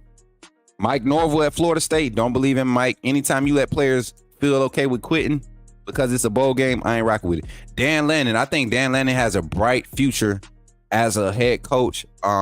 Is he the next king? Let's see how this year shapes up. Steve Sarkisian. I'm really high on Sarkisian, y'all. I'm really high on. I think he's getting better and better as a game manager. The talent, he's able to pull talent. Kyle is a good coach. Utah is always. Well, go back to that comment. Utah is always a tough outing. Bet you right, Mario. I'm right there with you. I honestly think that Whittingham, like I said, if he gets. Why do I like Norvell more than Whittingham? Ooh, let's talk about it, Antoine. Why do you like Norvell more than Whittingham? Because I can't stand Mike Norvell. I can't stand Norvell. I don't think Norvell is as good as a coach as anybody he's ahead of right now. Maybe a good offensive coordinator. I think he'll be a good offensive coordinator, but a head coach? Some of these coaches are specialists in what they do, but they can't manage games. Y'all see Lane Kiffin is number 8. You already know how I feel about that. I don't think he's going to ever take over. Lance Leopold at Kansas. I don't think people are paying attention to what's happening at Kansas under this coach here. Like, Kansas should have had a couple wins last year. Texas should have been a win. They got screwed on that one. The Kansas State game and got kind of out of hand, I think, late in the game. And they're a few classes away from being elite, right? Being elite competitors, not necessarily an elite team, but elite competitors, meaning being in a lot of games that they shouldn't be in from a talent gap standpoint. And then of course number 10, Ebony Williams would love this. My sister Ebony, Noah's mom, would love this. Ryan Day, one of the top 10 coaches based off of this ESPN rankings. Let's call in and talk about it. Phone lines are open. Marquita, you could put the phone number back up there. Talk about it, y'all. Let's talk about these college football coaching rankings, y'all. Number 1, Kirby Smart. Number 2, Kalen DeBoer. Number 3, Kyle Whittingham. I think that's a solid pick for number 3. Dabo is a little too high for me. I think I put Dan Lanning in front of Dabo and in front of Mike Norvell. And then I'll put Dabo at 5, Mike at 7, Sarkisian at Sarkisian right behind Dan Lanning to me, if not in front of him. Brian Day definitely not the next big coach. I'm definitely not feeling it. Lane Kiffin, he doesn't even make my list. I think you could put even like the likes of maybe a Josh Heupel in front of Lane Kiffin. You know, if we're going, and I think Kiffin, if this was an offensive coordinator list, Kiffin is up there. But head coach, nah, man. And what's the criteria for determining how good of a coach you are? Is it based off of what you have to work with on your roster? You know what I'm saying? Because some people get these loaded rosters and still can't finish it. Whittingham has just been kind of stuck at Utah. Seems like he's been there since 2004. He should have been made a jump. Hey, that's that loyalty factor. Cory, Birmingham. My brother Cory calling. Not my brother, but Cory calling from Birmingham. What's up, Cory? You on the line with Coach Smook, man. Talk to me, man. We talking coaches. We talking about the next king of college football. How you doing today, first of all, man? I'm sitting over here excited to have somebody else on the phone. How you feeling? Let me talk to you for a second. Man, I'm blessed, man. How about yourself, man? You doing good? Listen, man, I'm not going to lie. Whenever I get somebody on the phone, I get a little bit more happier. I don't know if y'all notice it. When I get somebody, this is my favorite part of the show, getting somebody on the phone. I'm almost like I'm a loner that likes to be around people, right? I feel you. Which is weird because, like, we ain't even got to be interacting. We could be in the same room. You on your phone or you watching TV. I'm doing whatever I'm doing. As long as we just around each other, I'm good. You know what I'm saying? And that's how I feel when I be on the show with the phone call segments. So talk to me, man. What's your feels, man? What's your feels about this coaching rankings? This is an article released by ESPN. I'm gonna run through it real quick for you one more time. We got number 1. They got Kirby Smart ranked number 1. Kalen DeBoer number 2. Kyle Whittingham number 3. Dabo Swinney number 4. Mike Norvell number 5. Dan Lanning number 6. You got Steve Sarkisian number 7. Lane Kiffin number 8. Number 9, Lance Leopold out of Kansas, and Ryan Day at number 10 out of Ohio State. What's your feels around that list? And is there somebody you didn't hear that you would put up there, or is there a name that you feel like got slighted? What are we talking about here? I mean, I feel like Kirby being at 1, which Kirby inherited. Like Kobe's that guy that inherited a lot. So, I mean, when you inherit a house, all you got to do is move your furniture, and he didn't have to really build that house. Mm-hmm. So he just moved his furniture into an already, fully built house. Mm-hmm. You got a guy like Kalen, which I get Kalen, the guy was making peanut butter and jelly sandwiches, winning national championships on a lower level. Right. But he's won everywhere he's been.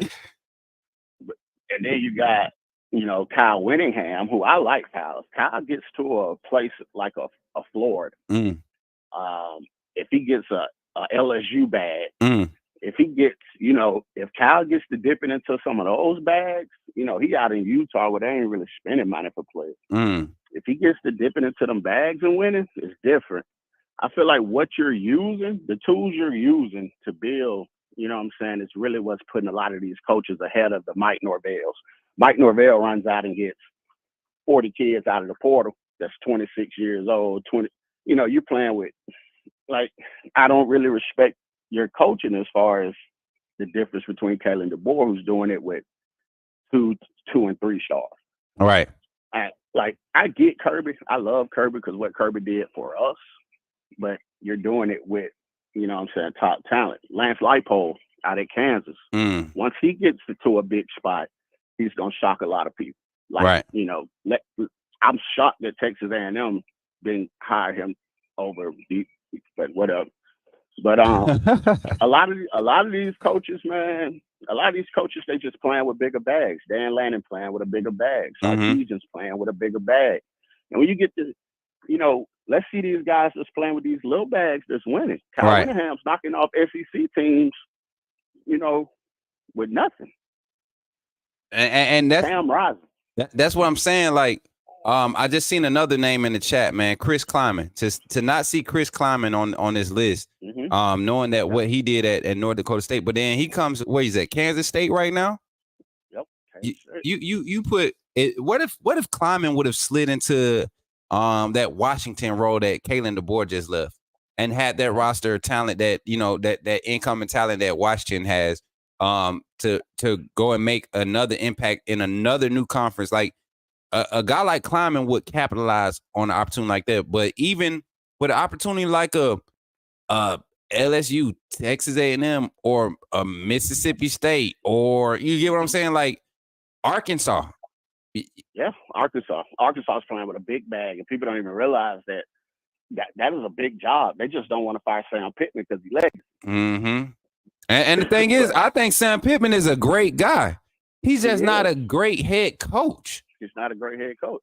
So, but let a guy like Leipold or Kleiman or one of these young and upcoming coaches get to that Arkansas bag. It's gonna be. I mean, Calipari is about to show you on the basketball side what you can do with an Arkansas bag. Yeah, 100%. And that's really just gonna show them, okay, this is what we got to do now. Hey. So I got a question for you because it was just asked to me in the chat. And I'm gonna answer it too.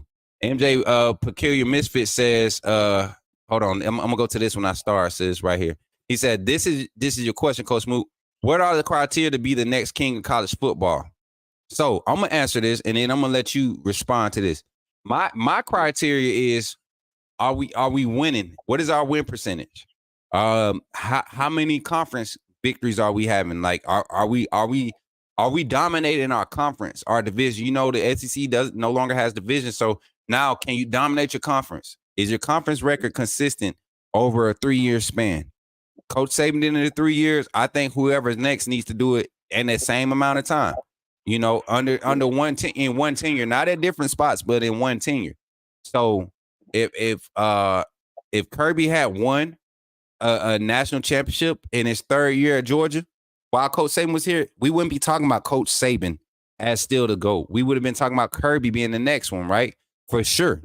Because 3 years is crazy to turn around. But you look at what Kirby did. He like you said, he didn't have to build that house. He just had to move his furniture and move a few things around. He added a new window, maybe knocked the wall down. Maybe 1 or 2 walls got knocked down, added a new toilet, turned the stand-up shower into a full-size tub. Like he did some small renovations. He did some nice renovations.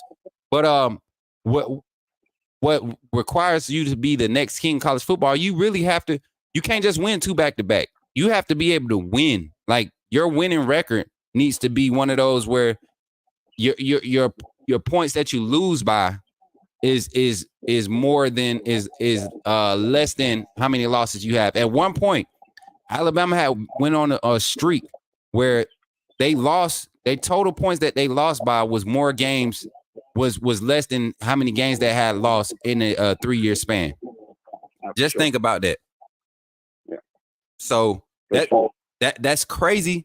But you're talking about winning games. You're talking about recruiting. You have to be top 3 recruiting to be the king of college football. Meaning that means everything off the field, on the field is translated. You're able to be an interpersonal person. You got to be able to win in recruiting. What else? And your staff. If you have high turnover staff and you're still able to be a winning program, I think that sets you up to be the king of college football. What about you? So I mean, of course, you have to dominate. I mean, dominance is a part of, being the king of anything. You have to dominate. And just being relevant is not good enough. Like the conversation has to start and end with you. Like for so long, the conversation has started at Bama. Yep. It's ended at Bama. So when you talk about being the king of any college sport, you have to recruit well. I mean, first you have to take over where you're from. If you're Alabama, nobody should be leaving the state of Alabama to go to Clemson. They should not be leaving to go to Florida State. Kids that are from here, because the talent is here. Once you lock down your home and you win with that development, once you're developing kids, well, we're seeing kids in the program 4 or 5 years that don't play a down to their 4th or 5th year. That's not good. But we saw that though. Yeah, we saw that numerous times with guys that came in, highly touted guys.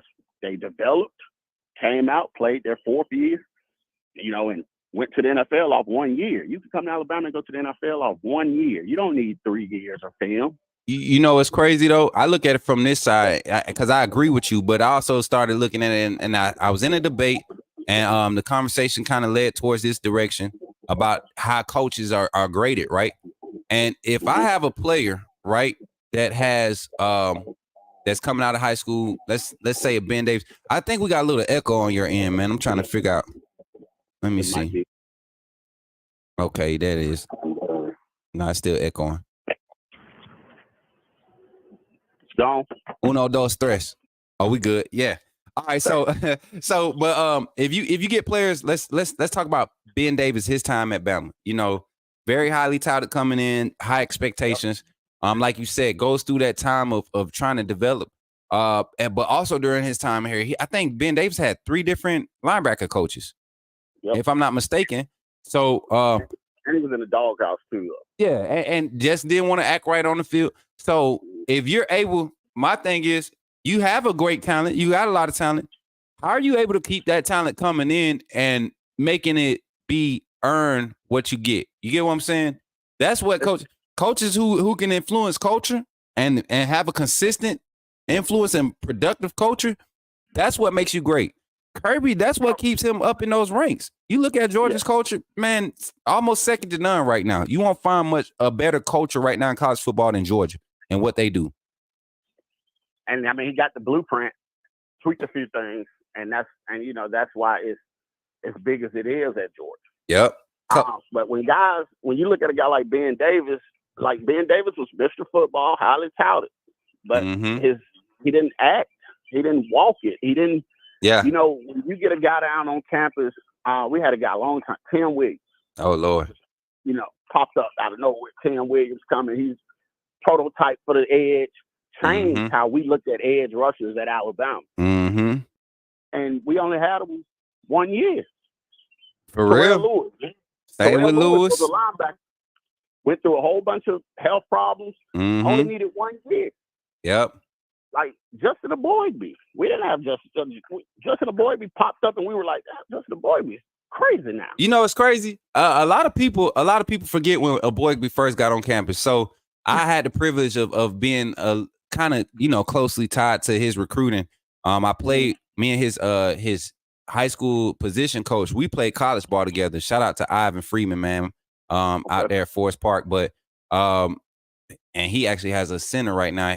They were the ones called me on draft night when the Aboybe got drafted. I reached out to him to congratulate him, and he was with Aboybe. It was crazy talking to Justin and listening to that joker just kind of just enjoy that moment of being drafted, man. It was crazy. I think the last time I got to experience something that personal was when Tavares got drafted in the second round, 2005, 6. I can't remember what year Cuzzo got drafted. But yeah, man, to see and look at these guys, Justin Aboybe was one of those guys that came in as a freshman, 4-star talent, right? Came in, and the expectations weren't nearly as high on Aboybe because that class was stacked.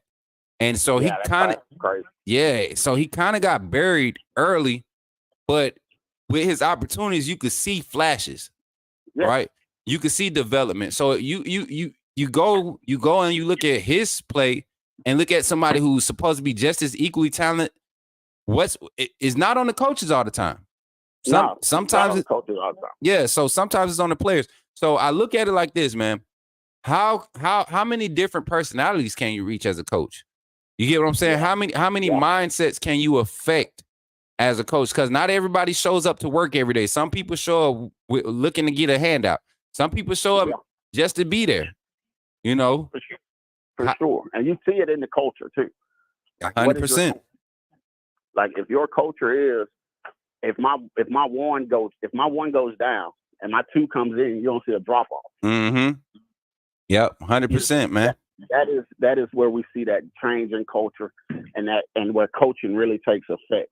So I feel like to just be a king, you have to have the aspects of all of that rolled into one. All of and it. That's the thing that Saban did so great, is that he rolled it all into one and he made it all beneficial. Real quick. What? Not real quick, but question. So, is it fair to say this? And this is my assessment. I kind of want you to expound on it. Is it fair to say this? The king kind of really resets the tone. He sets the tone to how the game is shaped. If we were to be fair and really basically put it all in a nutshell of what Coach Saban did, Coach Saban changed how college football was coached. Yes. Who has the best opportunity to do that next? I mean, at this stage in football right now, it's a lot of things that go into it. But I gotta say, I mean, with the whole NIL shift and everything, it's hard to not say Steve Sarkisian. Yeah, because it's hard. Yeah, and go ahead. I don't want to take your thunder. Give me some obvious reasons why, because I feel like I know where this is going with this. I mean, you know why. I mean, when you're playing, listen, nowadays it's about who's playing with the bigger bag. If you're playing with the bigger bag, you're going to get the better talent. And Saban said this. Yeah. I mean, the biggest bag is going to get the biggest talent. Mm-hmm. Now, don't get me wrong. We've seen Kalen DeBoer beat a big bag Sarkisian. Yep. So X's and O's versus Jimmy's and Joe's is, Kalen DeBoer with the play style, with this new innovative type of, offense that he's running, it's going to be difficult for anybody to stop. Right. But if you have the Jimmy's and Joe's, sometimes you just roll the ball out and let them go play. Yeah. But it's going to be between Sarkisian and Lanning, and I think DeBoer.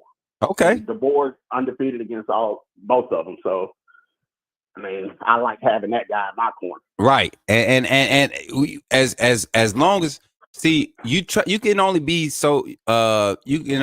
unbiased to a certain degree, because some things are just lining up as far as supporting statements, factual supporting instances or data, right? And you look at where Kalen DeBoer has won, what he's won with, and now what he has in front of. Now, what I will say is this. Sometimes, and this happens in real life, sometimes you can have, let's say, for instance, you get $100 a week, right? And you're able to pay your bills and do everything, whatever you got to do. And don't think about the figure. I'm just making it easy. And at the end of the week, you always got $10, right? And then at some point during this time, you get a bonus. Let's say you get a $60 bonus. A smart person that knows how to handle money, they don't change their spending because they got a bonus. They go and handle that. They treat that $60 as if it never showed up. They continue to keep that $10 that they have extra. They put that off to the side and they maintain. Those are the people that end up being wealthy, right? Yeah. Now, you do have some people, when they get that extra $60, oh, it's time to go buy a bottle. We about to go do this. You get what I'm saying? Yeah, we're gonna eat out, we're gonna do this. We've been cooking, why we gotta go eat? And those are the people who have to continue to go the extra mile to sustain some type of success. I feel like Kalen DeBoer is in that situation right now. You've been able to do what you've done with less for so long. How does he respond with actually having everything needed and some? How does he respond with that? And that's the question to be answered. I think you said it best. I think it's going to be record breaking. I think it's going to be crazy. I think people don't realize that he's never played with a crop of talent. Collectively, you can put them all together. He's never played with this type of talent. From all teams. I think he even alluded to it in an interview one time. He was like, it's just when you have a situation that we're in with this staff, and the amount of talent that you have available and the brand, it speaks for itself, how attractive it is. it's kind of hard to not see yourself experiencing a lot of success. And I think he said it also when he first got here. Mm-hmm. Everybody was like, why aren't we on the recruiting trail? Why aren't we going out? He said, look, I had to come recruit this team first. Right. He said, this team here is probably the most talent. He said, where are you going to get better talent than what's in that locker room? Hey, look, and when you do stuff like that, when you have a coach that understands, he's not the guy that wins the lotto and goes and buy everybody in his family a house. You know, No. He's the guy that wins the lotto, pays off his current house, pays off all his bills, you know, touches those that have been important for him, right? And then he starts to see how he can upgrade the house. And then he starts to see how he can upgrade his day-to-day living. And that's what he did with Bama. You see him attack recruiting the way he did. You see him first before recruiting, he attacked the staff roster. Then he attacked his recruiting. When he got out on the recruiting trail, because he didn't rush into it, because he knew he had a wealth of riches, he had a direct plan. He had a planned out scheme that he ran to the T. And you see how recruiting is shaping up for our 25 class. You see how this 26 class, you see how this 24 class committed. And yes, we may have lost Woodyard and a few others out of this freshman class, but at least the ones that stayed, they got an opportunity to be truly evaluated. Yes. And the thing also, when he came down and got off that plane with Courtney Morgan, we never knew anything about a general manager. Never. And that's how we know we are steps ahead of other teams. Like we have, you know, like small things that I realized, like this man's got a general manager. The evaluations never stop. Never. So we have someone that's specifically, all he does is evaluate talent. And look, this ain't a corporate guy. This is a guy that played the game. That played the game. You get what I'm saying? This Courtney Morgan played the game. That right there gets me hyped enough that we got a guy that all he does is evaluate talent. Whether we think it's good talent or not, what he evaluates is what he sees and what can be instilled in this kid to come be great. It's gonna be a great thing to watch, man. It's gonna be a great era of football to watch development. I believe, like I've been saying, Kalen DeBoer is going to cause new rules to be implemented after year 2 of being at head. I guarantee you something is going to happen with the portal. Either they're going to open up the interconference transfer rule again. People are going to be advocating for something because Alabama's not going anywhere. Nowhere. And one thing you noticed that we didn't talk about, Smook, was Ryan Day. Oh, yeah. You spend $16 million and you don't win a national championship, you're out of there. You know what's sad? Listening to some of the buzz around that team and that situation involving Ryan Day, the man might have 3 more years. Yeah. That is crazy to me. You only play one team a year, and you have yet to put yourself in position to be amongst the top 4 year in and year out. And you brought in Chip Kelly, who has a track record for not getting along with 90% of your football team. Man, my thing is Chip Kelly. You may be bringing in some offensive vibes, but who gonna throw the ball? Who gonna block? Who gonna? I mean, you got receivers, but they got Steph McLaughlin. Come on, man. Come on, man. They might as well. Hey, they might as well had been trying to talk to James Brockermeyer too if they want to get. You get what I'm saying? Like, and James better than Seth. I'm gonna say it. James, if you gonna spend some money on somebody, at least let it be worth it. That boy Seth. Listen, Seth McLaughlin. If you ever went across any of my segments or any of me speaking on you, I'm standing on business when it comes to you. You blew that jump for us. We should have been 8-4 fooling with you last year because 89% of your snaps was off. They was too high, too low. Never the snaps were. It was surprising. You could tell Jalen Miro was surprised when he didn't have to reach outside of his comfort zone to get a snap. Like he'd be like, "Oh snap," and then almost miss a hand up. Oh, I got the snap. You get what I'm saying? Because that's how bad you were, Seth. Eating popcorn before the game. This man, you ain't supposed to be, doggone greasy popcorn before the game. No, you got to get out there and snap with your gloves on, eating popcorn. I agree with you 1,000%. That's Smook. Popcorn. You're joking. You remember on the longest yard, he was like, when the boss, he fumbled the snap, he was like, "New shit, ate that popcorn." That's Seth McLaughlin. Shouldn't have ate that popcorn face. But, ooh, he pissed me off. Man, for the Rose Bowl. and then had the nerve to turn around and try to yell at Tyler Booker, like it was Tyler's fault. Like, bro, the snap ain't got nothing to do with nobody else but you, man. Nobody. A signal, I mean, yeah, he might have tapped you early to get ready for the snap. He's giving you the notion, hey, watch the clock, man. We got to get the snap off. And you thought it was a few of them, y'all.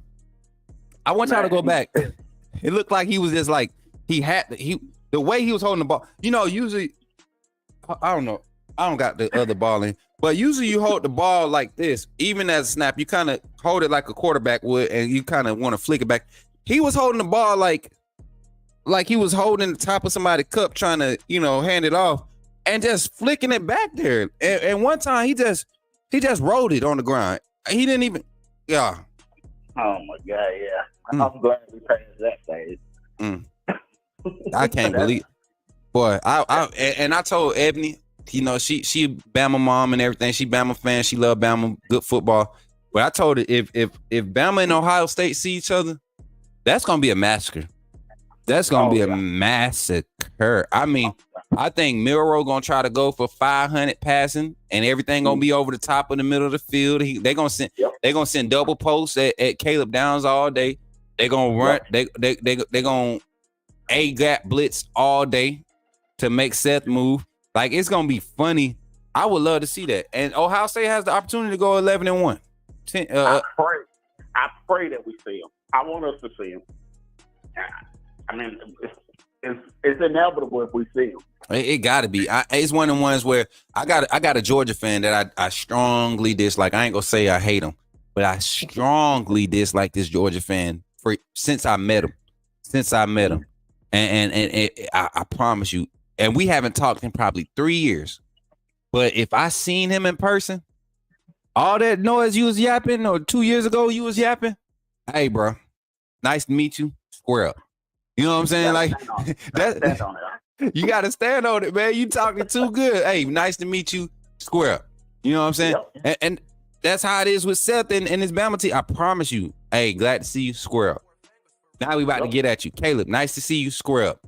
Antonio Kite over at Auburn, nice to see you. Square up. Like, it's up, man. Hey, even Dez Ricks. Hey, Dez Ricks over at A&M. That's if he could get on the field, man. I've been hearing some things about Dez Ricks over at A&M. Some, and it's been a thing. A lot of people they talk about how competitive it is at Bama and they can't get on the field, but then they go to these other programs where it's not, the demand and the standard is not as high, and they struggle. Damani Johnson told us that too, though. Man, I wish I could do a reaction video to that interview, man. That whole sit down with Damani. I reached out to the creator and see if there was a possibility that we could either have them on and do a reaction to it and kind of talk about it, or if I could do a live reaction to it. No response yet, but if we get that, y'all, that'll be a featured, not necessarily a featured segment that we'll highlight to make sure everybody's here for that, because that was a good interview. Damani Jackson really gave me some insight on what the transition is in this transfer portal phase. Like, you got to see it from a standpoint where somebody was really looking to go somewhere where they felt like they had an opportunity to better themselves. Yeah, I mean, and kids want to be developed. Mm-hmm. So I mean, I hats off to Damani, man, sticking around even after Saban and even after we lost T. Rob, and he still knows that the culture here has not changed. And to say that, man, to follow up Coach Saban and young kids, 19, 18, 17 years old, they speaking. You got them talking about the culture. I mean, even Juju Lewis was talking about how different it is on his visit to Bama. His last visit before Saban retired and after. A lot of these recruits, they're going to be talking about that. So, yeah, man, I can keep you on this phone. See how they did it again, y'all. Almost 30-minute segment with my boy Cory. Cory from, what was that, from Birmingham, right?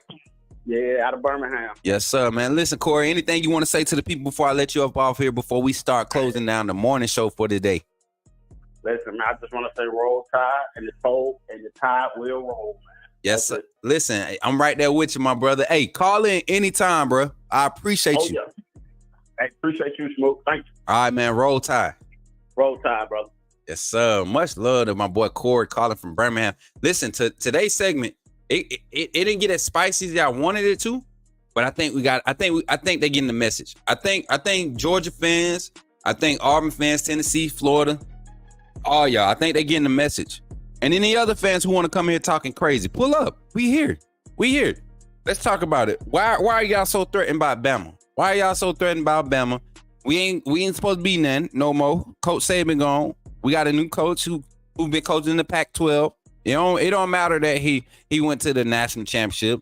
It doesn't matter he only has 3 losses in the past 2 years. You know what I'm saying? Like, that don't matter. It's because we lost Coach Saban. Our coach doesn't know how to coach football. Our players forgot how to play football. Let everybody else sell it. That's what the narrative is. But the real people know. The real fans know. They know what time it is. Shout out to the big 76 in the chat right now over here on YouTube.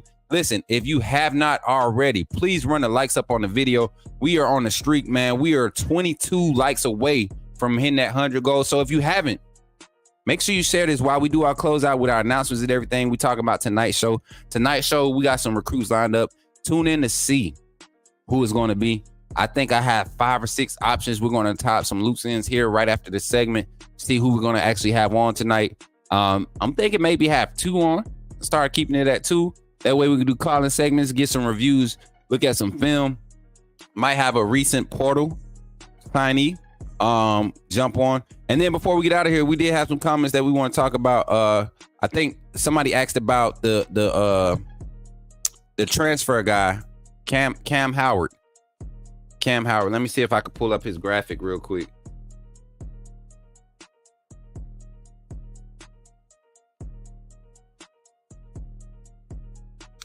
The safety out of Charlotte. 5'11", 189. Played at St. Francis in high school. If y'all know where y'all know anything about high school ball nationally, the St. Francis Academy, that's one of the prestigious programs in high school ball. Here we go. This is some old film from our boy as a sophomore in high school. I'm gonna just pull this up to kind of give y'all a good little. Here we go. Can I pull this over here? All right. And this is sophomore field. This is just kind of to give us like a little feel of what we might be dealing with. And mind you, he played at Charlotte. I don't know if y'all paid attention to college football outside of the SEC last year, but Charlotte made a lot of noise last year, especially for their defensive play. This young man, I think he forced 2 turnovers last year. I think he had 2 turnovers that he forced last year. Let me pull up his stats. Cameron Howard.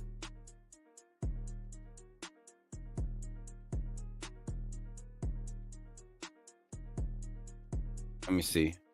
All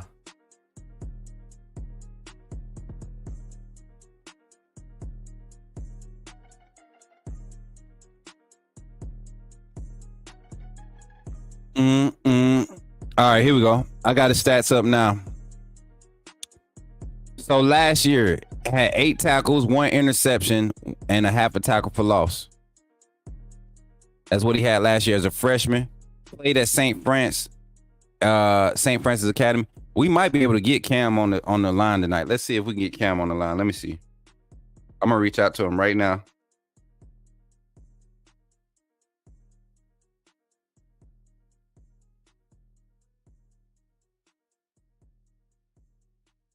I'm gonna reach out to him right now.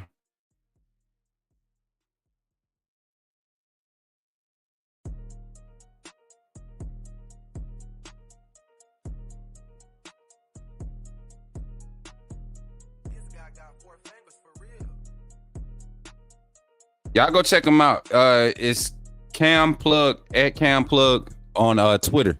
Y'all gonna ping him up on Twitter. Let him know Coach Smook want to pull him on the show this evening. or sometime this week. Get them on here. We need 13 more likes for 100. Yeah, y'all run them likes up. Stop playing. All right, and then we had some more questions. We talked about this one. We talked about this one with the King College Football. Caleb King came in with the Chris Kleiman comment. I was glad that somebody said that. I could not remember his name. I just was going to say the old coach at North Dakota State, Chris Kleiman. Make sure I have a mental note. Question: did we had we just came off probation with Saban? That's what the thing was. I think we were just coming off of 2007 was the last year of probation, his first year, and because he talks about the UL Monroe loss, and how many players were on probation or suspended due to disciplinary reasons going into that game, and the way that we lost that game. Coach Saban said that was really the turning point for him in his career at the University of Alabama. Because in that moment, he found a way to motivate them guys, and you saw the change started happening the rest of 2007, 2008 pop off, and his team come back with a mentality. He was able to restructure that coaching staff. And go watch my video, y'all. There's a video on my page. Is Kalen DeBoer the next Coach Saban? And I'm going to tell y'all, a lot of people, when I first made this video, this is when he first got hired. As a matter of fact, we slick can pull that video up. When he first got hired, Kalen DeBoer, I saw some similarities of how this staff was being structured around him, right? And this video only gives like a vague explanation or a vague thought on what I think about the way this is being set up for Kalen DeBoer. Let me see.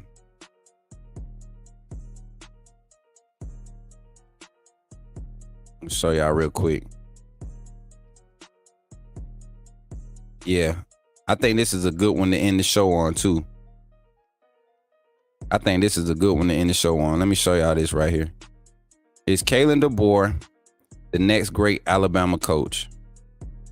Let's jump into it. Something that I want everybody to consider when we're talking about Coach Saban's start at Alabama and the setup we're seeing for Coach DeBoer. Lock in. So Alabama Nation, before we go into a panic, before we allow the rest of the college football nation fan bases label us and diagnose us with PCSD, let's congratulate the GOAT for a job well done for so long. But let's slow down and not panic. When he was hired at the University of Alabama in the year 2007, at this point in his career, Coach Saban was a very successful college football coach. He never left any program that he was the head football coach of with a losing record. Toledo, Michigan State, LSU, all stops where he left with a winning record. Not only was Coach Saban just a winner wherever he went. Now, wait. Coach Saban never took over a winning program. I want y'all to understand one thing. Coach Saban did not take over a national championship contending Alabama roster. Let's put that in perspective.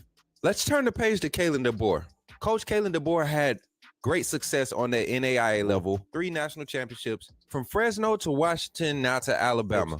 His first head coaching job on the FBS level. Coach Kalen DeBoer took a 4-8 Fresno State team.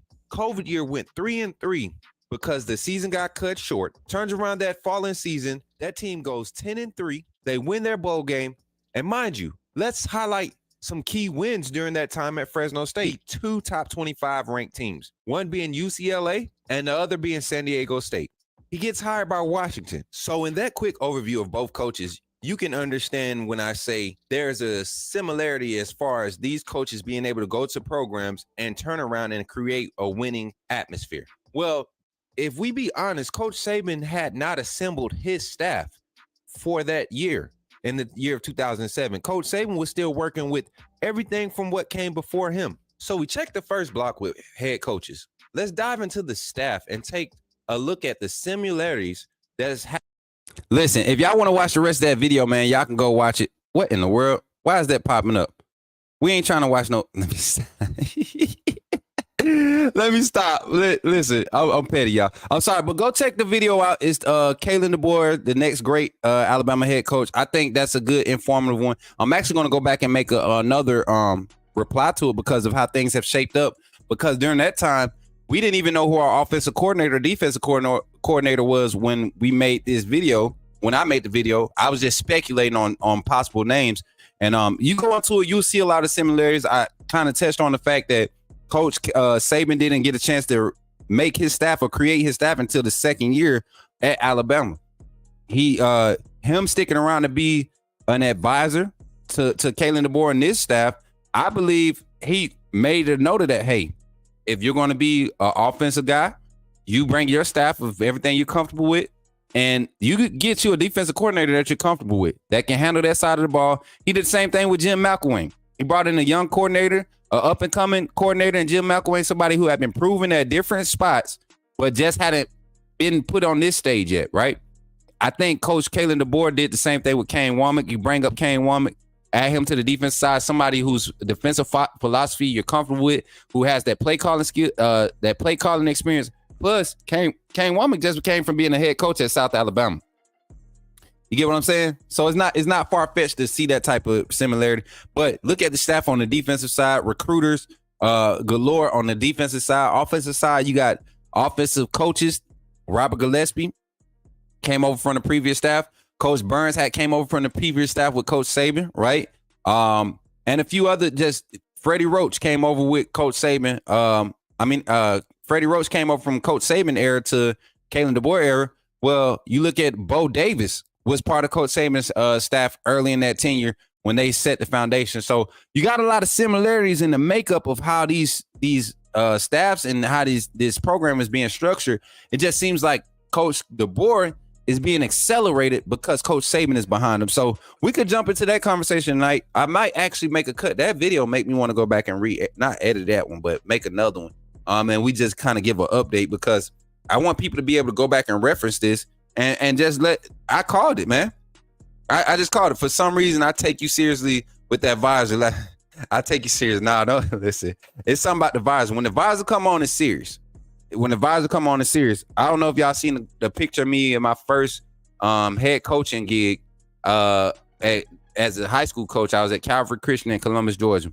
And one of my players, one of the equipment managers, he was a player, but he got injured. So he got so many pictures of me. And he's like, Coach, we don't like when you had a visor on because you always turn into a coach. I was like, well, I might need to wear the visor all the time. And that's really where the persona came from. I never noticed. I've always liked wearing visors, never been a hat guy. So when y'all see me wearing hats, it's because your boy's struggling. Got to get my hair done. Birthday coming up. Got to get my hair done. But I've always been a visor guy. Even with low haircut, I always been a visor guy. I don't know why. So you got a point there, my boy. No, I wasn't a head coach. I was definitely wide receiver coach my first year. Then I was a wide receiver coach and pass game coordinator my second year at Calvary Christian, which was pretty fun, man. I got to work under Coach Brian Osborne.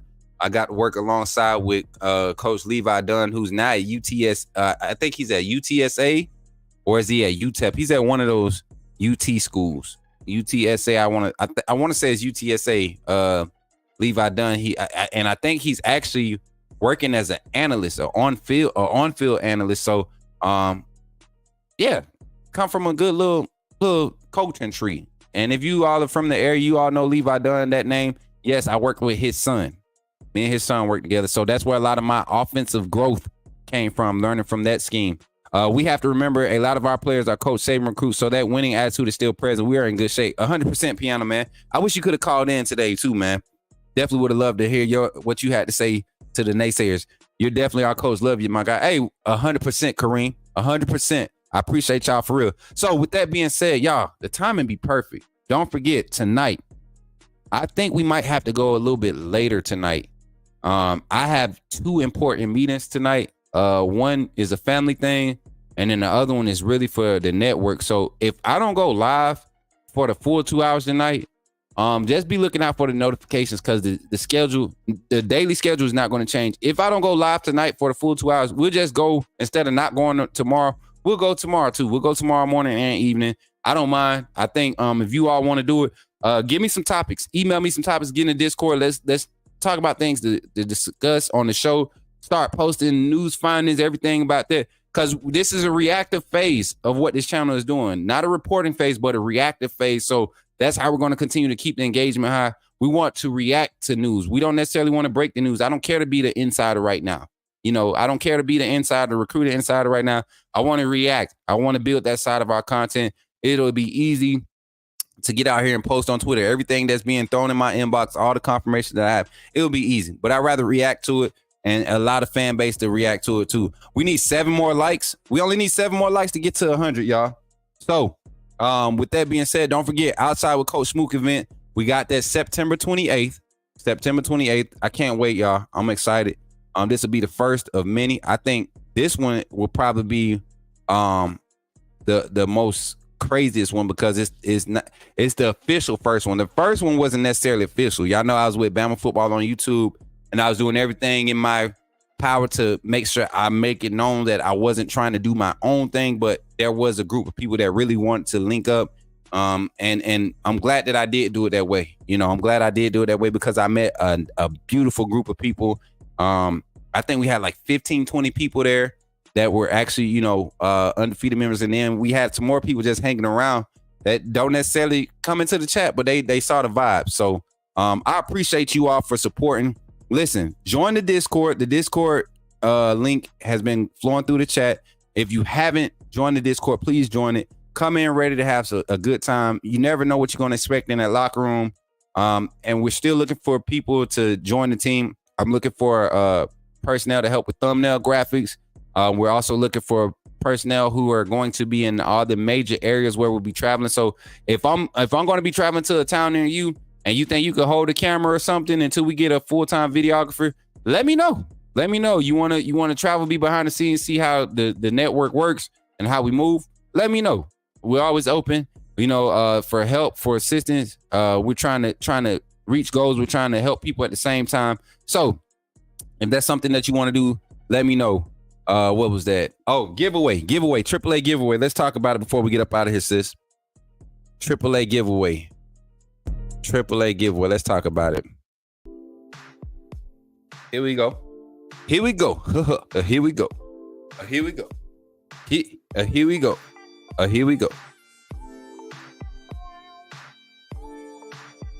Listen.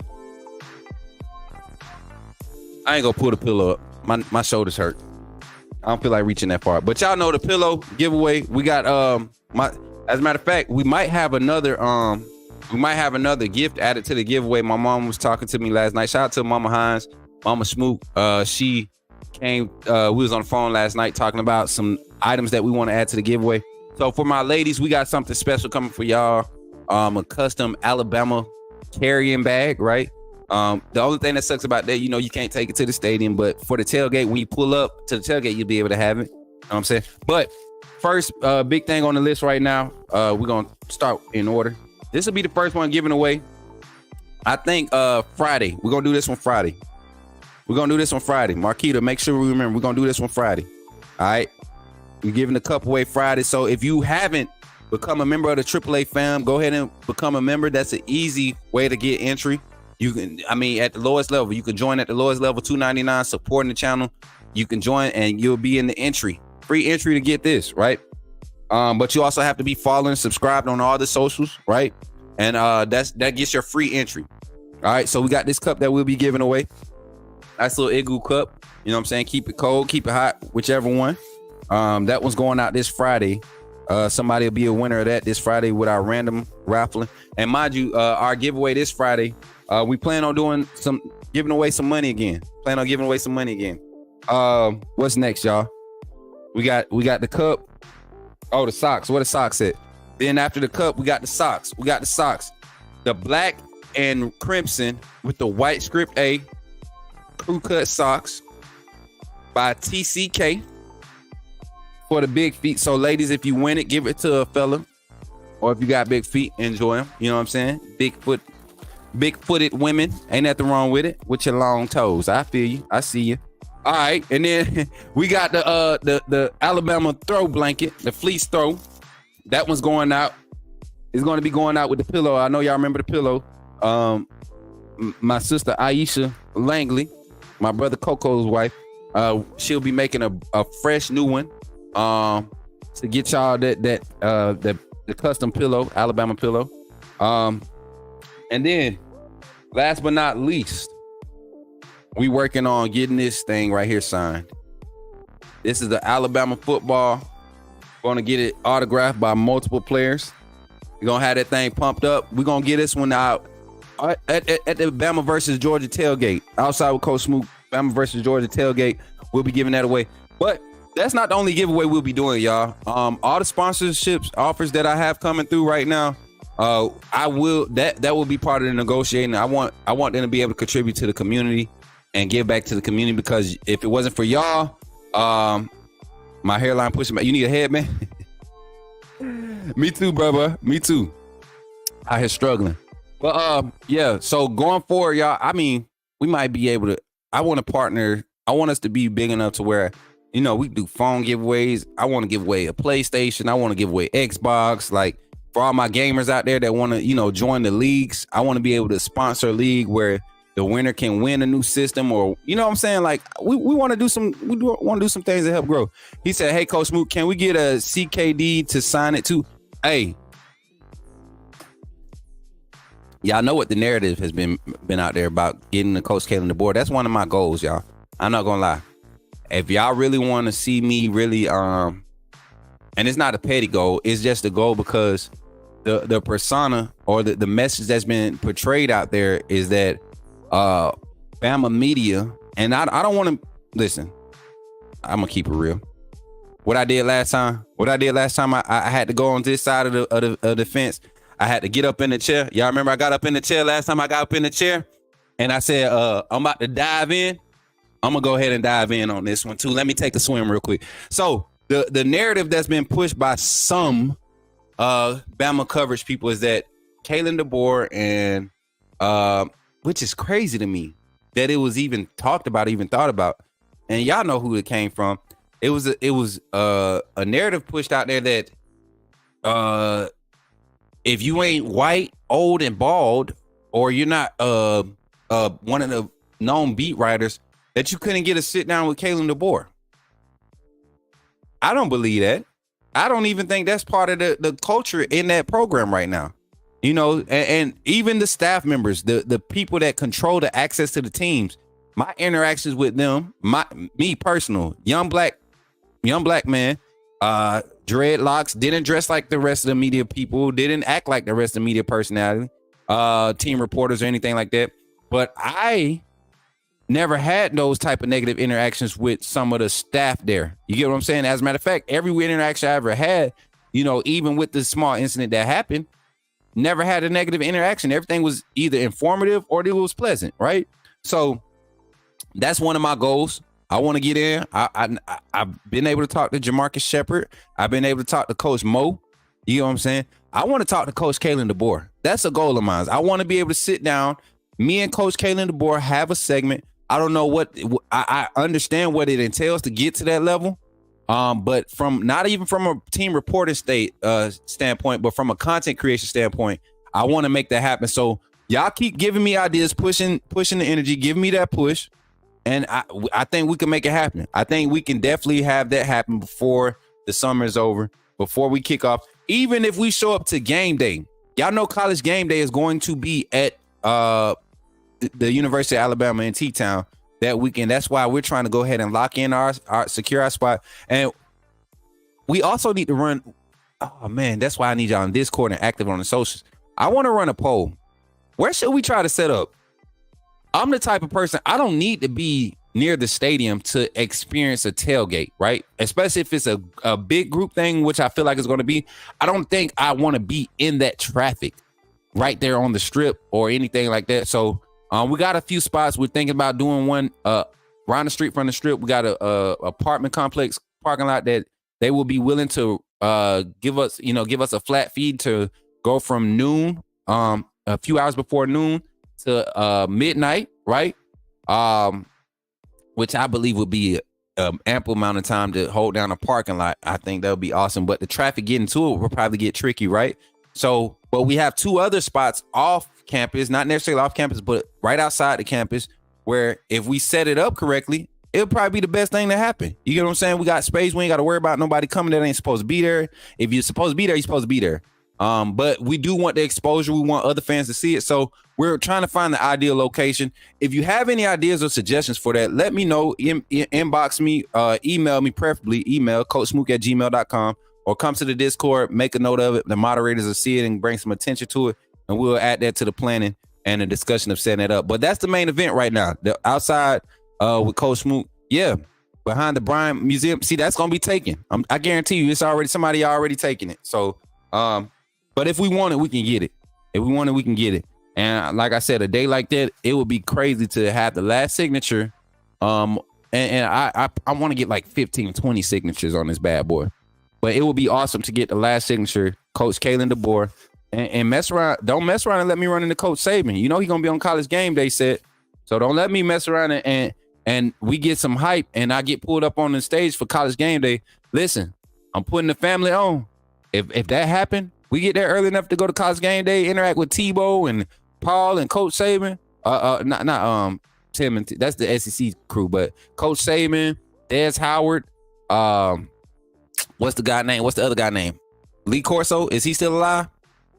Lee and what's his name? Kirk Herbstreit, all them. Man, y'all know I'm gonna act a fool.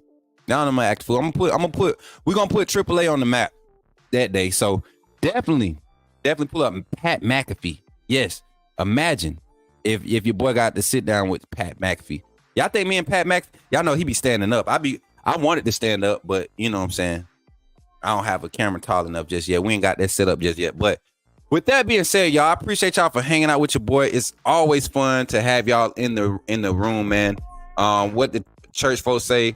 I'm so glad to be in that number. And speaking of church, speaking of inspiration, today I didn't necessarily have a word of encouragement from the Bible. My reading this morning was really straightforward. It's kind of been on this. So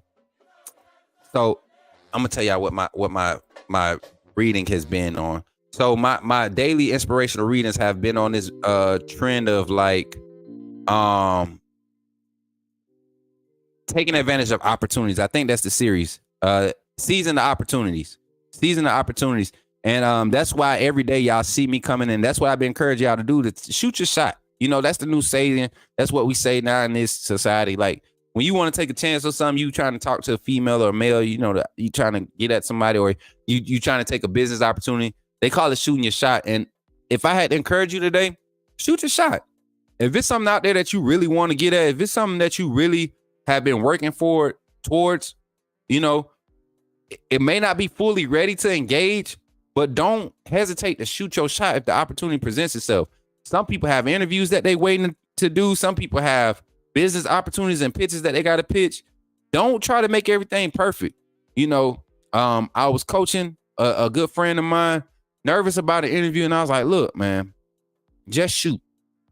You know, because once you shoot, you get to see how far off you are. You know, I look at it from a basketball standpoint or a quarterback, a football standpoint as a quarterback. You know, I won't ever know what my arm strength is like in a certain pass, or I won't ever know what my accuracy is like if I don't throw the ball. You know, as a shooter, as a basketball player, I won't ever know what my range is. I won't ever know what my shot feels like unless I shoot. So whether I make it or miss it, at least now I know how to shoot it the next time the ball comes my way. You get what I'm saying? Or I know how to throw it next time we got to run a pass play. So shoot your shot today, man. And I mean, make sure you understand and you're solidified in this thing too. You know what I'm saying? You don't have to have it all together, but if this is a desire of your heart, this is something that you're passionate about, shoot your shot. A lot of y'all sitting on notes and things that should be in a book. A lot of y'all are sitting on recordings, music tracks that should be on somebody's playlist. A lot of y'all are cooking meals and letting the food sit in the refrigerator for 3 or 4 days when you should have been catering that mug. You get what I'm saying? It's a lot of shots that need to be shot today. A lot of shots that need to be shot. So go ahead and shoot your shot today. You never know what's going to come out of it. And I just pray prosperity and blessings for everybody that's supporting this channel, even the people that don't believe in this channel. If you got something that you're trying to do, I pray success for anybody that comes in contact with Coach Smook Network. And that's really how my heart is, y'all. Because I feel like if I have successful people around me, you don't have room for negativity, and failure is not even a subject or anything that could get acknowledgement. Yeah, we see you, but you don't hold no weight. You're on to the next. You get what I'm saying? So shoot your shot today. take your shot. Make sure you hit that mug. Even if you don't hit it, shoot again.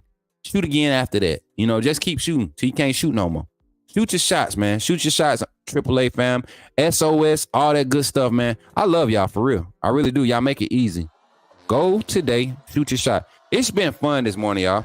Another 2 hours, 2 hour plus segment. Good phone calls, good football talk, good Bama talk. I'm always here for it. I love y'all, man. My boy JB Official is in the chat, man. What's good, man? Pulling up. Hey, I need to call you, man. Check your phone in about 20 minutes. I will be calling you. We got some apparel coming, y'all. Tamara Johnson in the chat. Is it Tamara or Tamara? Let me know. You know I'm country. I don't speak right all the time, but when I do speak, I speak. Hit me. I got you, JB. I got you, my boy. Bino, I see you. Listen, appreciate y'all for hanging out with your boy. As always, it's been fun. My name is Coach Smook of the Coach Smook Network, and I will catch y'all on the next one. Roll Tide, and I'm out.